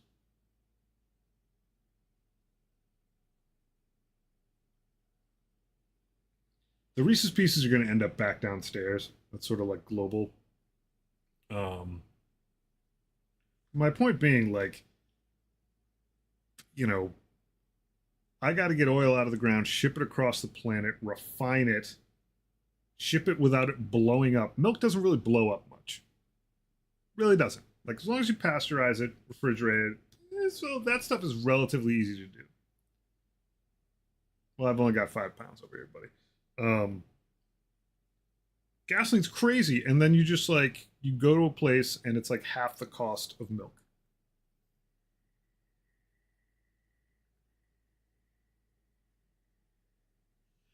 Milk can go bad. Conveniently, there's other stuff you could do with milk if you know that's why we have cheese and butter as well as like other byproduct things you can do with it. It absolutely can go bad. All I'm saying is that when it goes bad, there's not collateral damage at an epic scale. There's far less explosive safety precautions you got to take. You just got to make sure you keep stuff, sanitary and cold. Not that hard. Shipping gasoline has a few more stickers on the truck.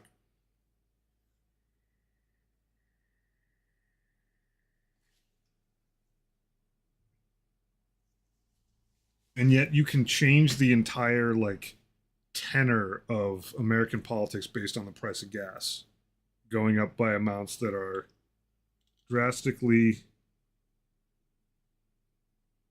less than a gallon of milk. It's just interesting to ponder.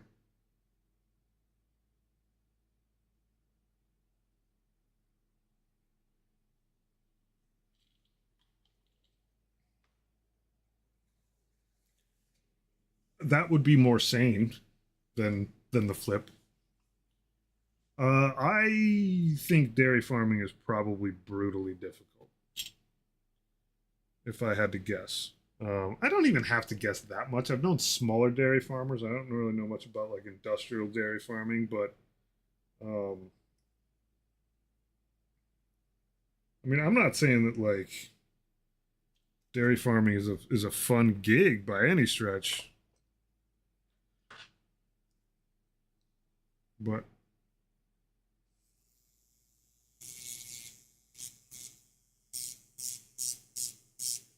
if the world goes to poop and I find a cow, I could probably I could probably keep the cow alive, milk it every day for a while, prepare that milk in such a way that it doesn't kill me or my family. I don't think I'll be refining much gasoline. And money is where money is. Um, for real. All right, this is probably going to get dropped in here, but I should put this on first. We started talking about global economies and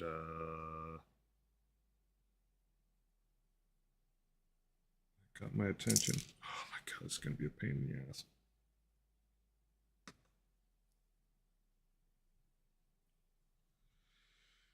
Does the picture help at all? It's flat on the top. All right. I doubt that's not right.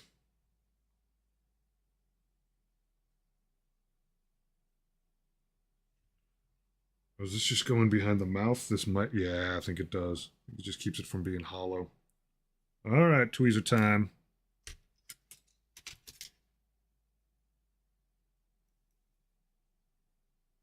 So we need to buy some Warcraft gold.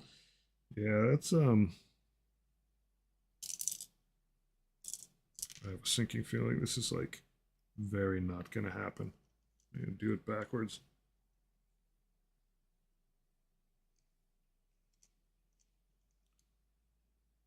Speaking of global economies.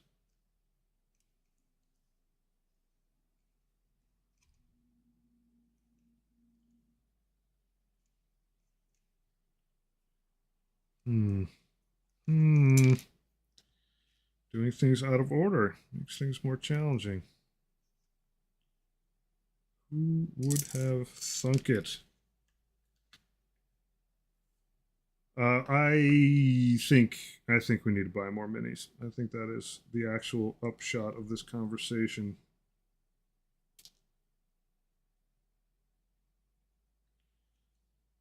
I only need to get this in there once to see how it sits. Oh, you know what? And then it's on the inside. I can absolutely get in there with some sprue goo and just force it to stay. Just overdo it. Add some extra weight to the model.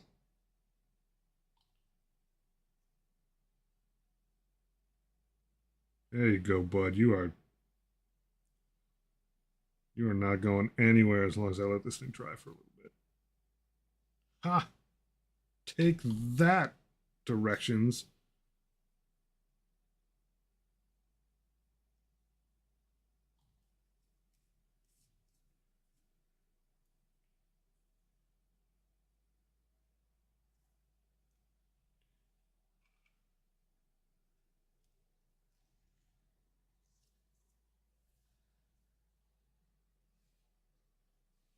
You overbought cabinets, and now to not let the investment go to waste, you must balance it with content.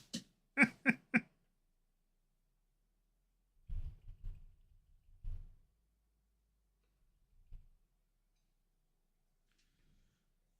mean, my wife was in Walmart the other day. I'm not a big fan of Walmart. Actually, like a very not at all fan of Walmart, but she was in Walmart, and she's a grown adult. She can go wherever the hell she wants. But she was already seeing like shelves that were like very, very empty. Just like interesting, very interesting. What red do I want? Do I want Wyvern Fury? Nah, I don't want Wyvern Fury. Let's go to the ringer. Yeah, Word Bear's red.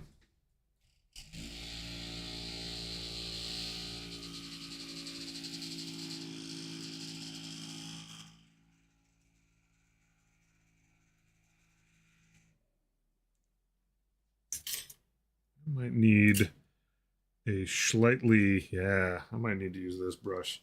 I'm gonna have to get into some pretty tight corners as I boop, boop, boop. I need a slightly better point. This one's made out of boar bristles.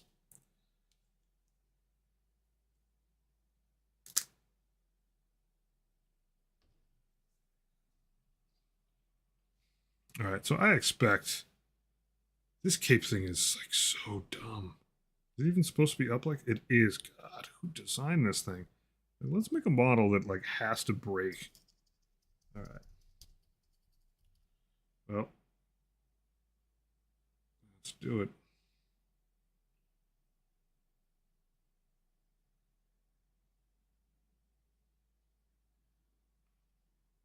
I don't think these capes are going to last at all.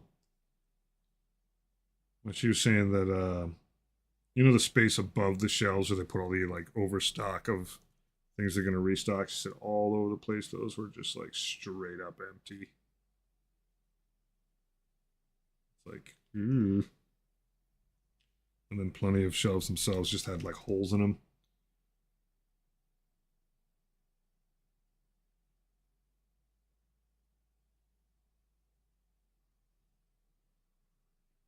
It's like not bueno. It's yeah, it's absolutely his flatulence. And it's funny, the guy's out like straight up belching. Just brrr.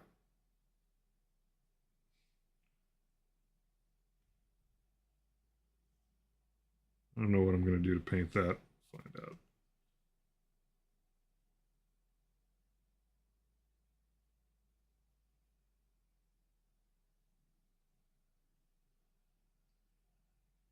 Oh my god, it's like so many weird, strappy, flowy bits. Doomed. Doomed you are, model. Doomed.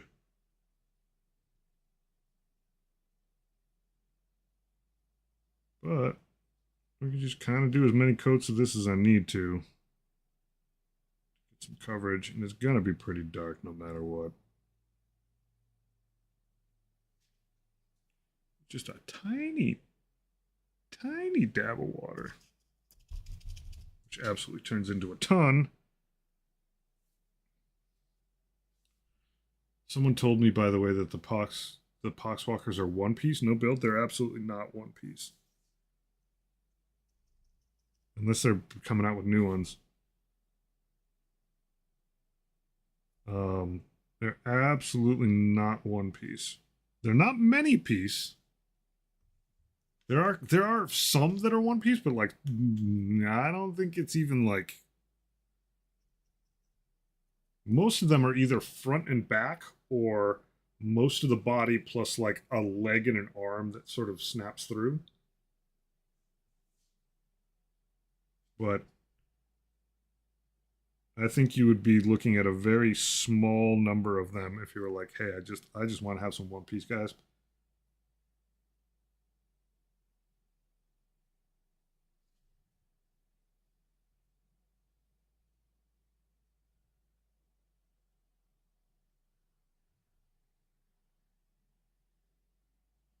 Are any of them actually One Piece?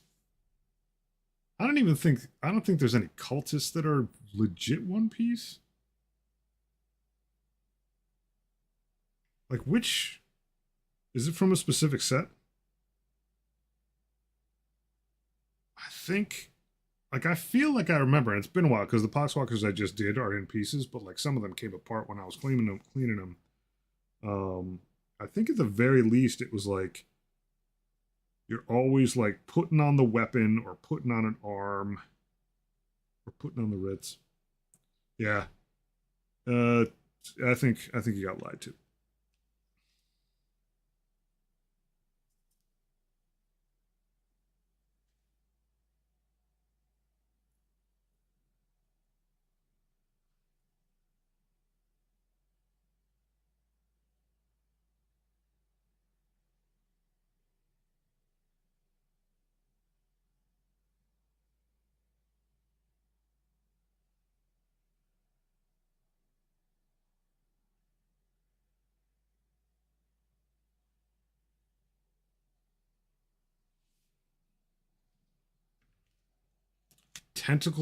Boy from the Easy Build. I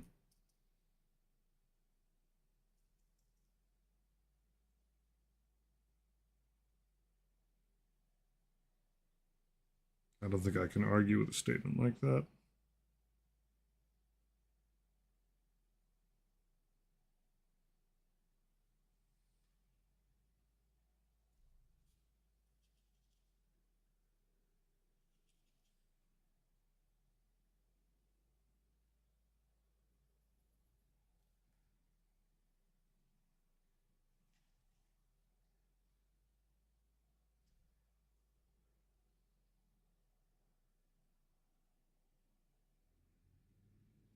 Yeah, I think they would have to. I would not be surprised if there was even like if there was a mandate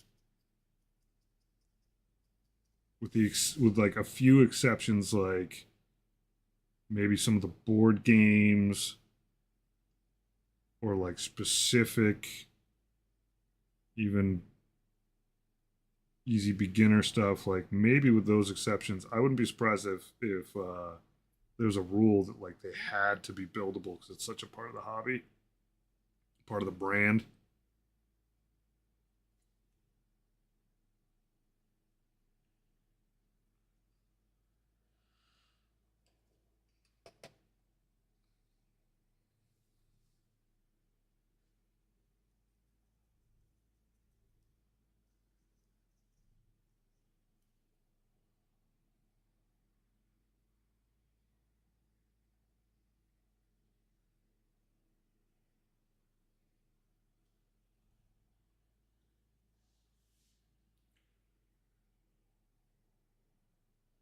There's a guy with a grenade flail.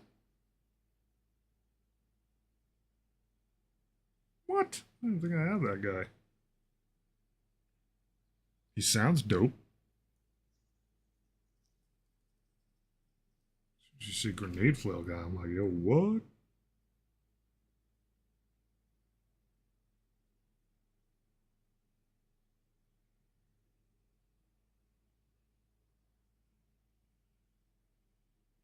A lot of the old medals were slot into base done. I have seen some of that in my various like traipsing about casing eBay. I don't even know who that is.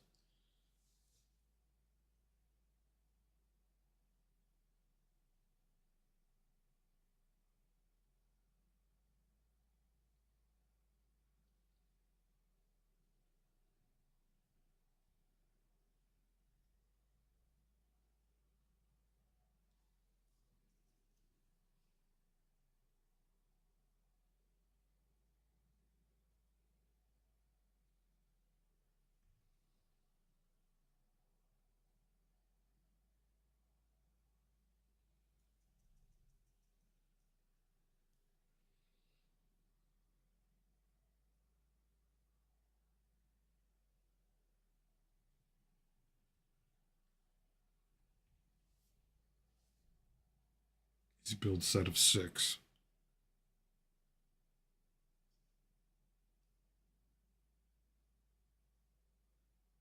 I suppose it makes very good sound sense that there's actually a lot of poxwalkers out there. A decent chunk of them for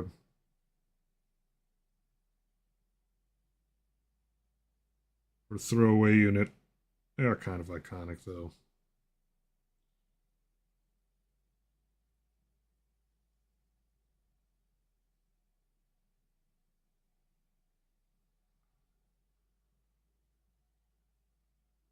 I doubt there are as many sculpts of Zangors.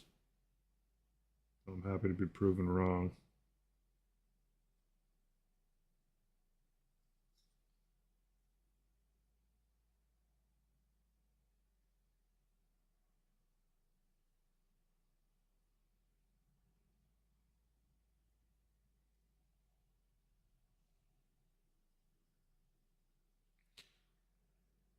Like, I have no idea if I'll legit make it to 150 Poxwalkers, but I'm just going to keep trying until I got to stop.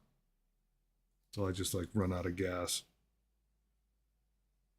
I'm gonna give it a go.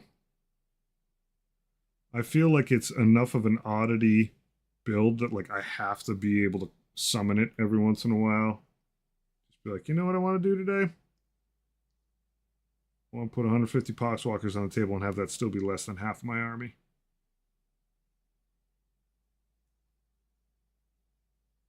Like the temptation to do like 150 Poxwalkers, a 500 point knight. You need to sneak some into my queue. That's a tough sneak, buddy. But like, I'm almost certainly gonna throw like my Knight Tyrant in there with them, so it's like big guys, little guys, big guy, little guys.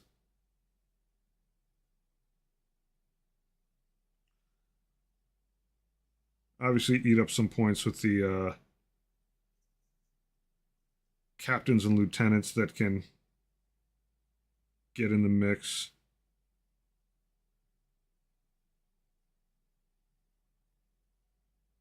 It poses like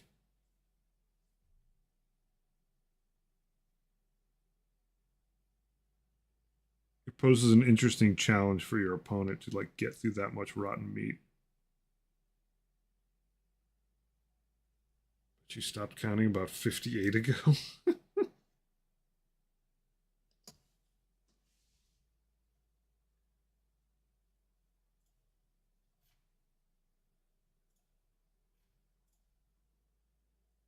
Yeah, I was confusipated. I'm going to show this picture.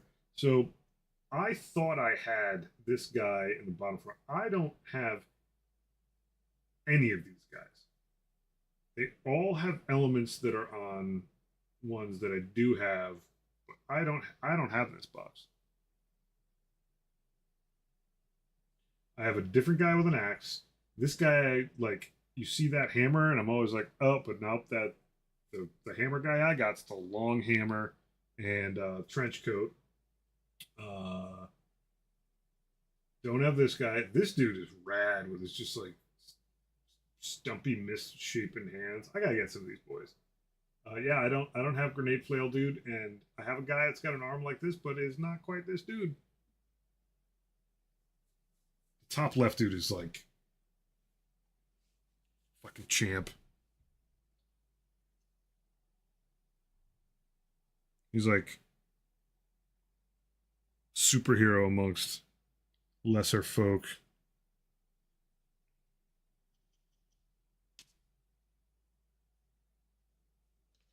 Oh, I should clean this brush before it gets totally dastardly. So the brush that I was using before. Yeah, give it a little dip in that isopropyl. It's a tough brush, but I don't want to push it. Bottom right is moth.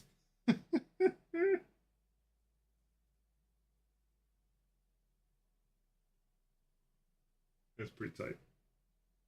I should look those lads up and get some of them. If I'm gonna have so many, I need as many different sculpts as I can get.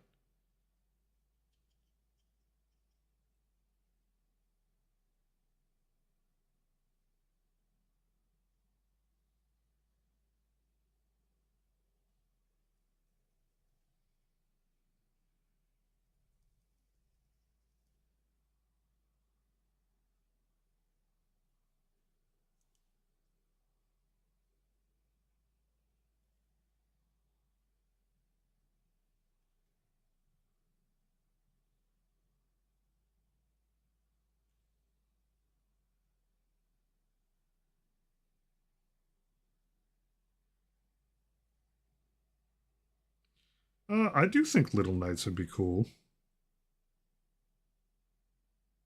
I still, you know what? I still have one that I haven't put together. Views are in the Dark Tide box. Can you get the Dark Tide box again? Yeah, War Dogs they're solid, man. They are solid. I can't buy the sad thing is I'm gonna have to wait on them. I can't really go buy in the Dark Tide box right now. I have very large things showing up soon. I justify everything to myself now. Put my adult hat on.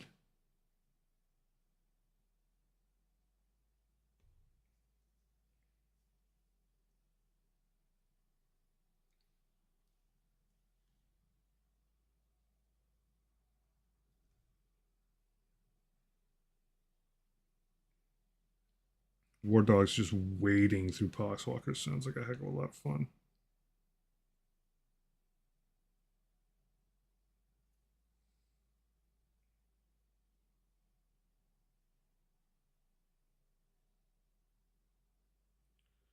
Just squeegee this brush in. I can't tell if that's supposed to be armor or covered in cloakiness.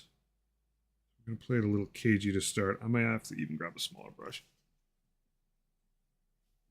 Dude, that'd be fun as hell, man.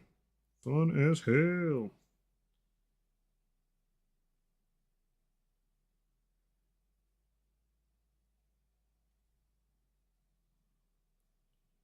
And you do, like, you probably want to build them both as, what's the shooty one called? So many words. Wikipedia.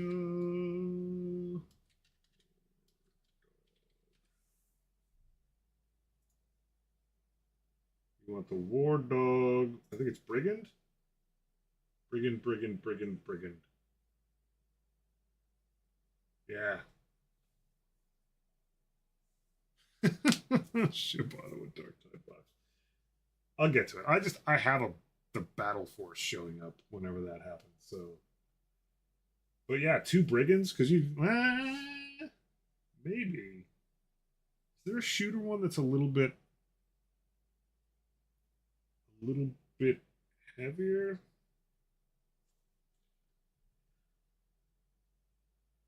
I mean, you put the demon breath. Yeah, put some demon breath spears on it. It's gonna melt a 4. What? Yeah, it would work. He didn't redeem it.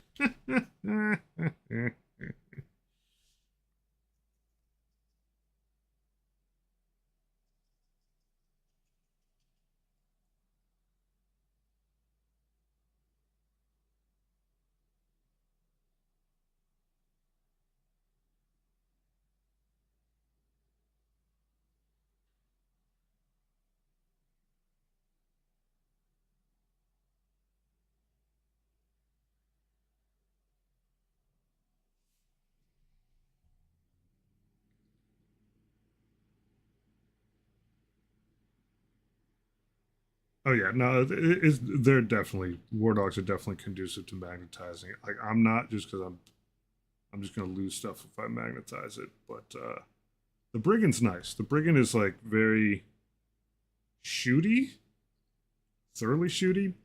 Though how I have mine built, my one that I have right now, it's very much for like shooting people, not so much anti-vehicle. Like you want, I mean, if you've got poxwalkers freaking everywhere, you're gonna need someone that can from a distance just take out some like anti-personnel vehicle if you can. That said, with that many poxwalkers, like you're just forcing people to roll. Like I don't care how much armor you got. Like you're just forcing people to keep rolling. How do you kill Terminators? Las guns. Lots of them.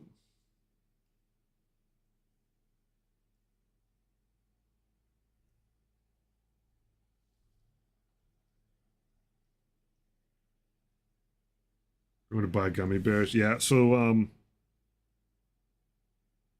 you're like leaving the house to buy gummy bears. Dude, gummies are awesome. If I want to get into a new game, what's the good amount of money to test it? It's very game dependent, but like the right answer there is 0, I guess. I mean, I sure as heck didn't ascribe to that when I got into Warhammer. So like, kind of a BS answer. Maybe I'm just putting that answer out there so I can refute it right now. Um, if you say a new game, do you mean something with as much? Oh yeah, we're Death Guard and Kraken. Good to see you. Um, yeah, exactly. No, I'm with you. Like zero's a bullshit answer. Is it a Warhammer or like tabletop minis type game?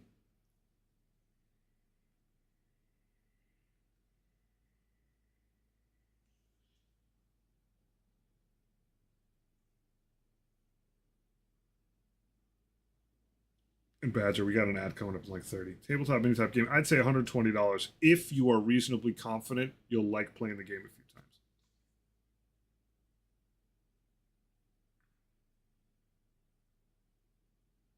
120 bucks. You've got all the means to paint whatever it's got in it, but that to me would be like, huh, it's piqued my interest.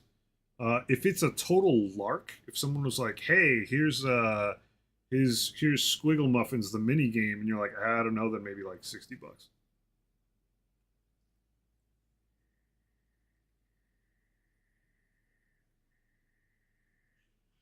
What if you need to field both sides? Like, is it solitaire? Um, I still think 120 bucks is enough. It's true, auditor, but that still doesn't give him a reason to buy things tonight or buy a lot of things. I think 120 bucks is a pretty sound investment for a game that you have reasonable confidence in, like being a winner in terms of like a tabletop game with minis in it.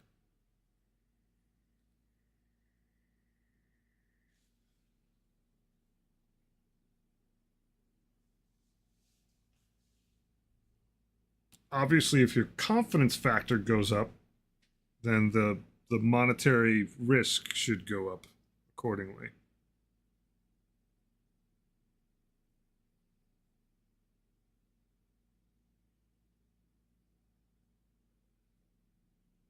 I need a tinier brush. Let's get a cheapie.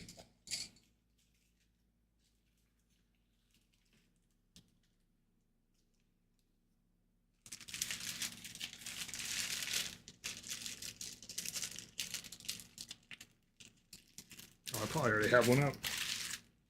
I probably already have one out. They're cheap, they ain't free.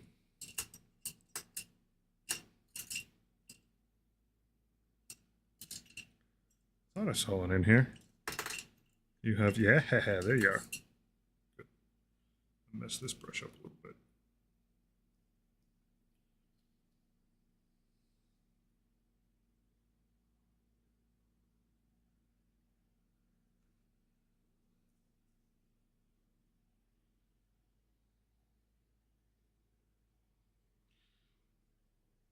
App version of Planetary Empires. Hit me.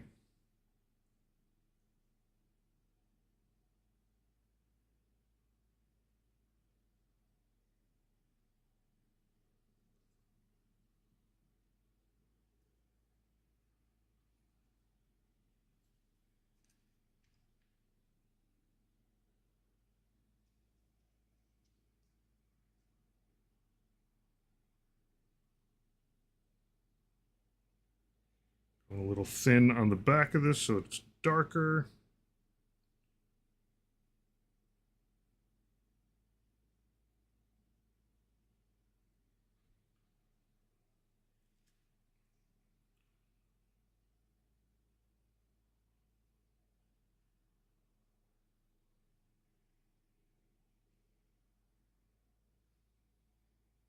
Blotch, blotch, blotch, blotch.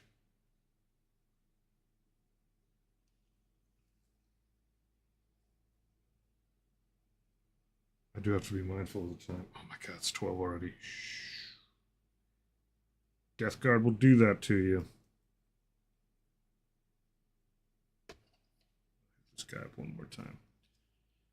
So the hexagonal templates allowed you to build maps for 40k campaigns. Interesting. It piqued my interest. I think I've seen videos of people at like large events working with hexes for a big campaign.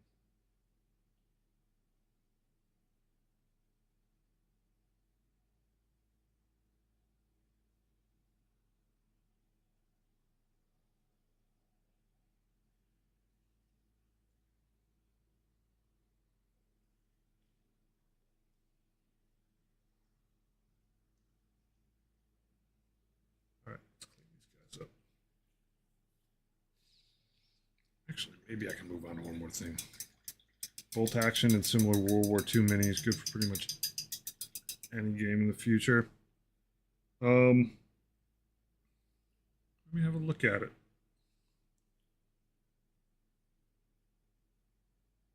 Obviously, like, reuse of stuff plays in kind of big.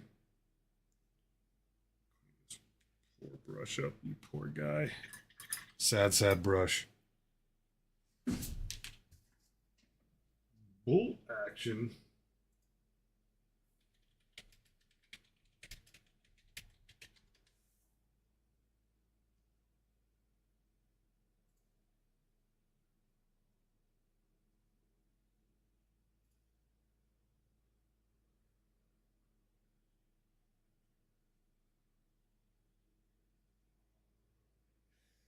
Okay, I kind of see your point. Or hive cities, starports, mountains, etc. Yeah. Oh, let me pop this window. Donk. So the question is, and it comes in right. Oh my god! I guess this bridge. 120 does not get you the $200 set.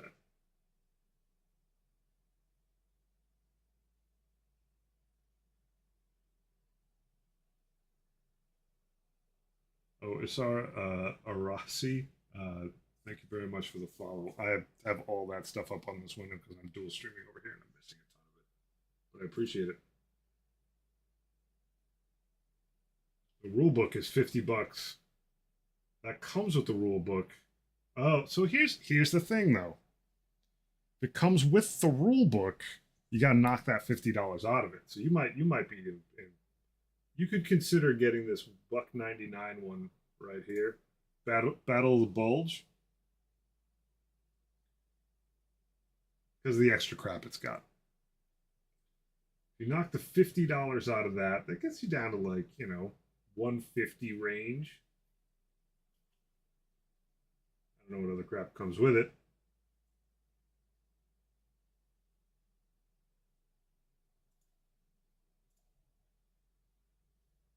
I mean, the minis look pretty good. Yeah, armor cars are dope.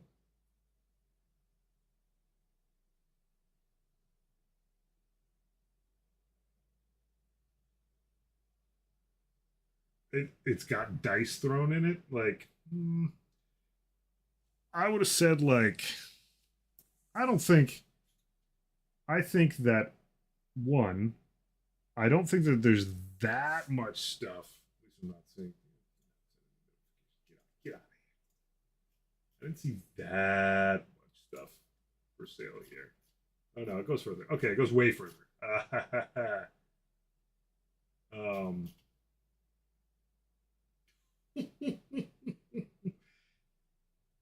good lord.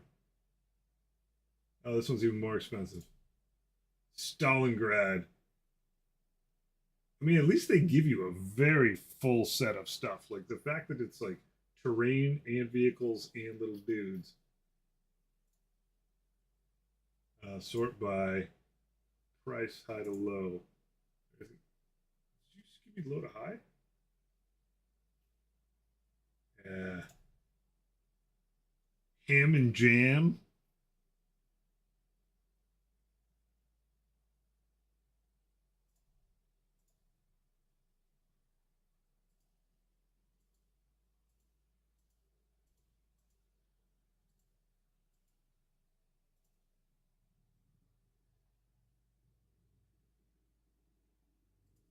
Comes with the glider.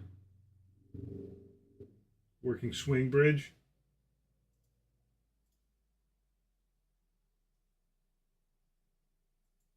I think I think therefore I am, I think. I think you could go with one of the like $200 boxes and still be pretty safe. I'll leave this out. That's good stuff.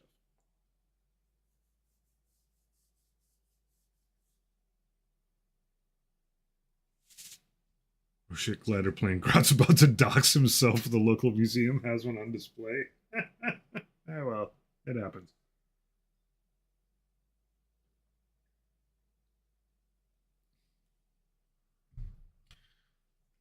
Play. Hey, what's up, Sharp? I play Flames of War a bit, and I've been looking into Malifaux since third edition came out recently. I just got an army buddy into playing Mordheim. He had fun, like the post game concept.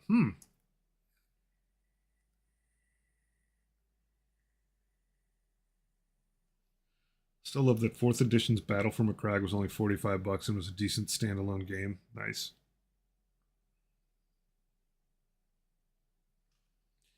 Yeah, I mean I have to say that like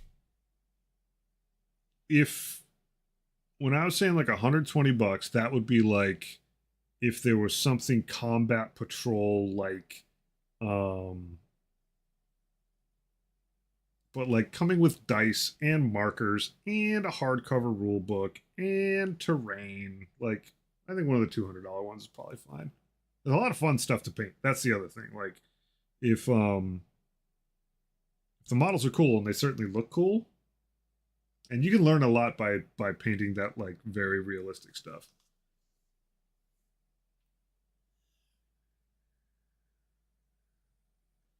My local museum is fucking awesome for World War II plane stuff because it's owned by a veteran that flew planes during his service. That's pretty wild. Grot, I was going to try to figure out where you live based on that, and then I realized I already have your address. What a dummy. It's late.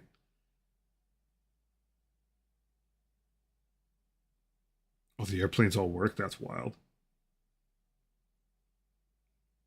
It's got a B big boy, B-15, B-17. Yeah, dice 20 of them. Yeah. Yeah.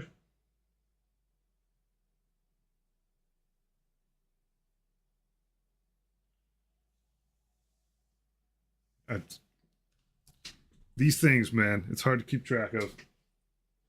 My brain.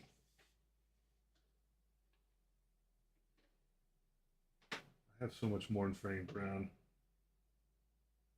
But you can go dryad bark.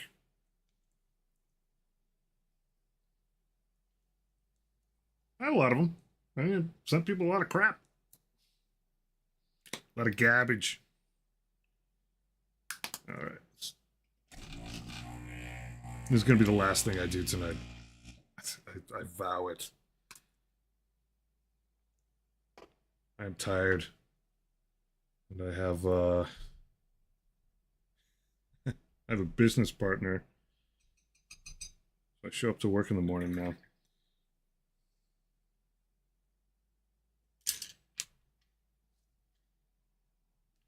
On time matters. Dryad bark.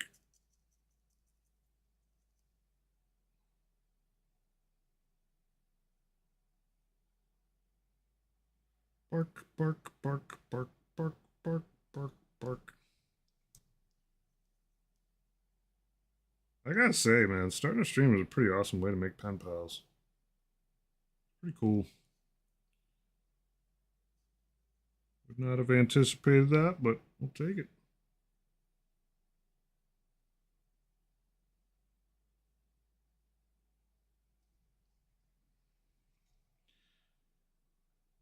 Dude, this guy must lumber so much. I did build quite a community fast. It was very, very unexpected. That goes deep into that pleasant surprise territory. But I do think like this hobby is very ripe for it. I don't think that everyone that is involved in like Warhammer is like the same at all. But as far as the folks that are like into it for very similar reasons that I am, and I don't mean like painting for the table versus whatever, but like just here to like chill and have a good time and talk about crap. It's a pretty solid baseline. I don't think it was hard to find people.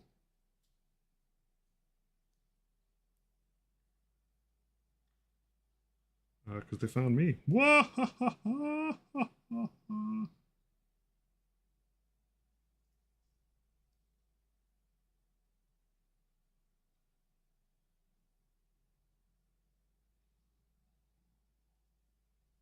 You know what I should check? Check out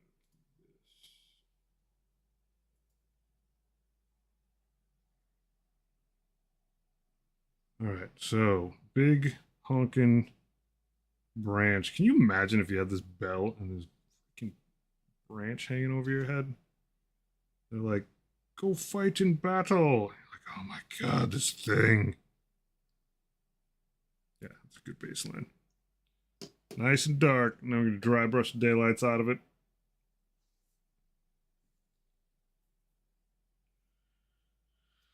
Bring up some texture. Do the same thing on this guy's twig.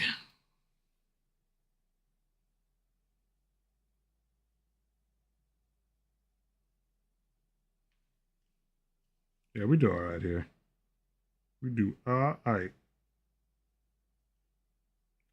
I mean, I think the other important part here is that like I'm clearly like not in here to like explode onto the scene. I'm about as regular as I was when I got here. Not really trying to sell anyone anything. Just here. Have fun. Make mistakes in front of a reasonably tolerant crowd. Talk about the global economy every once in a while. And learn a bunch as I do it.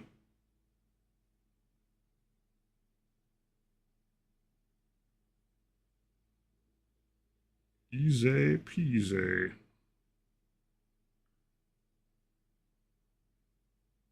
You know, while this is still a little damp, Uncle bless me with shade. No shade.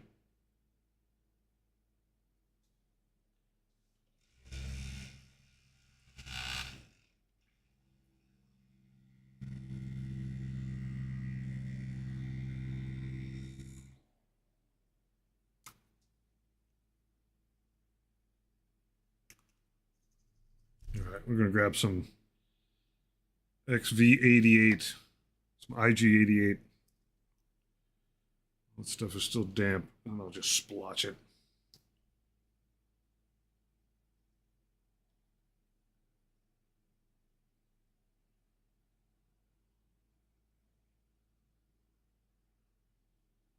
Buying Xanathar's treasure, blind buys. Pulled super rare snow globe dice last night. Sweet. Dice are like dice are this like old school, deeply. Oh, I totally missed that branch over there. Deeply collectible thing that like goes above and beyond. It's just a tool to like do other stuff. But like, daughter for her birthday, she's like, I want cooler dice than I've got. I play D&D. It's like an interesting adjunct personalization kind of thing. Having cool dice is cool. IG88 is, yes, Android Assassin. He's one of the guys in the lineup when Darth Vader's like, yo, man. Like with Bosk and Boba Fett.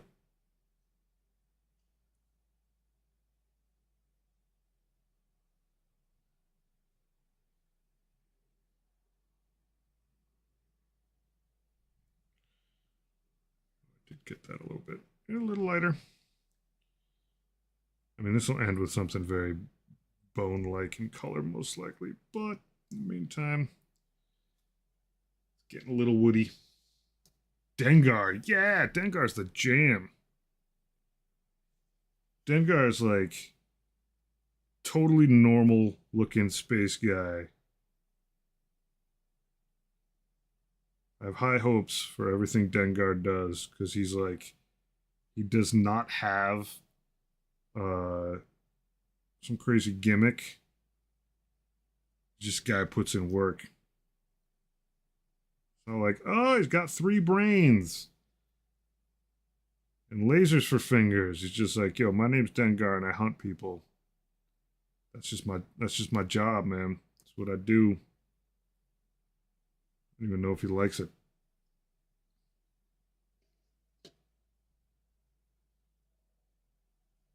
Forlom?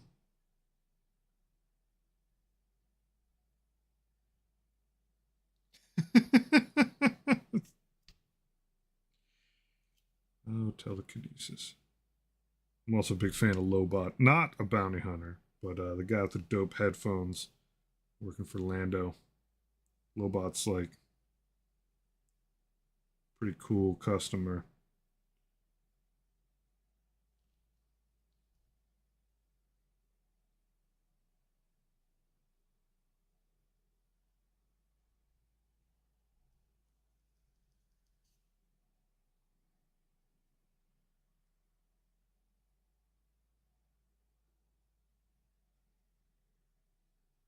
This is absolutely one of these cases working on this wood where like you realize that paint is much brighter the moment it gets on there, and you flip the model over and then you flip it back and you're like, oh, it darkened up. That's right.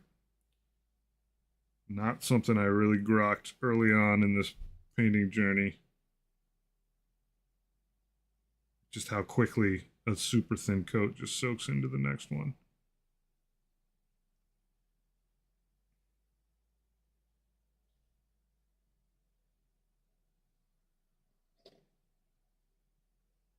Forlon was the bug-eyed guy with the protocol body. Oh, nice. Wow, you guys just have this on command. I love it.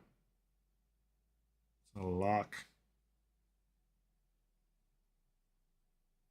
All right. I'm tapping out.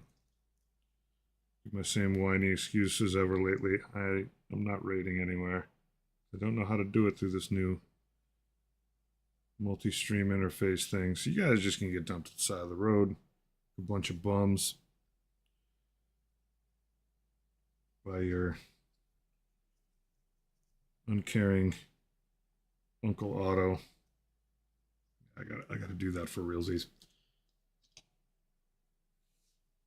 I don't know how to do it from this interface.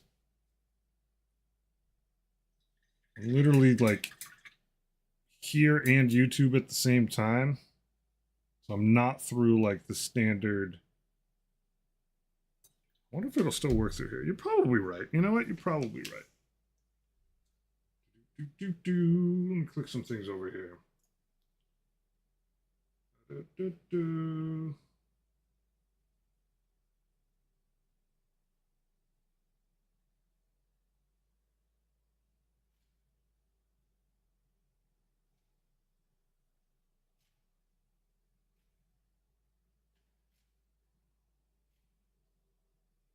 I just yeah, but I just wonder what happens. Yeah, I had a good time too. I just wonder what's going to happen on the YouTube side of it. Like, yeah, like I know how to raid. I just don't want to like burn my YouTube stream because now it's got Twitch on it. YouTube just gets sad. I don't want it to get sad. All right, I'll type something in. I'll just type it in. And then I'll raid and run. Ready? Boop. I'm literally going to raid and then kill the thing.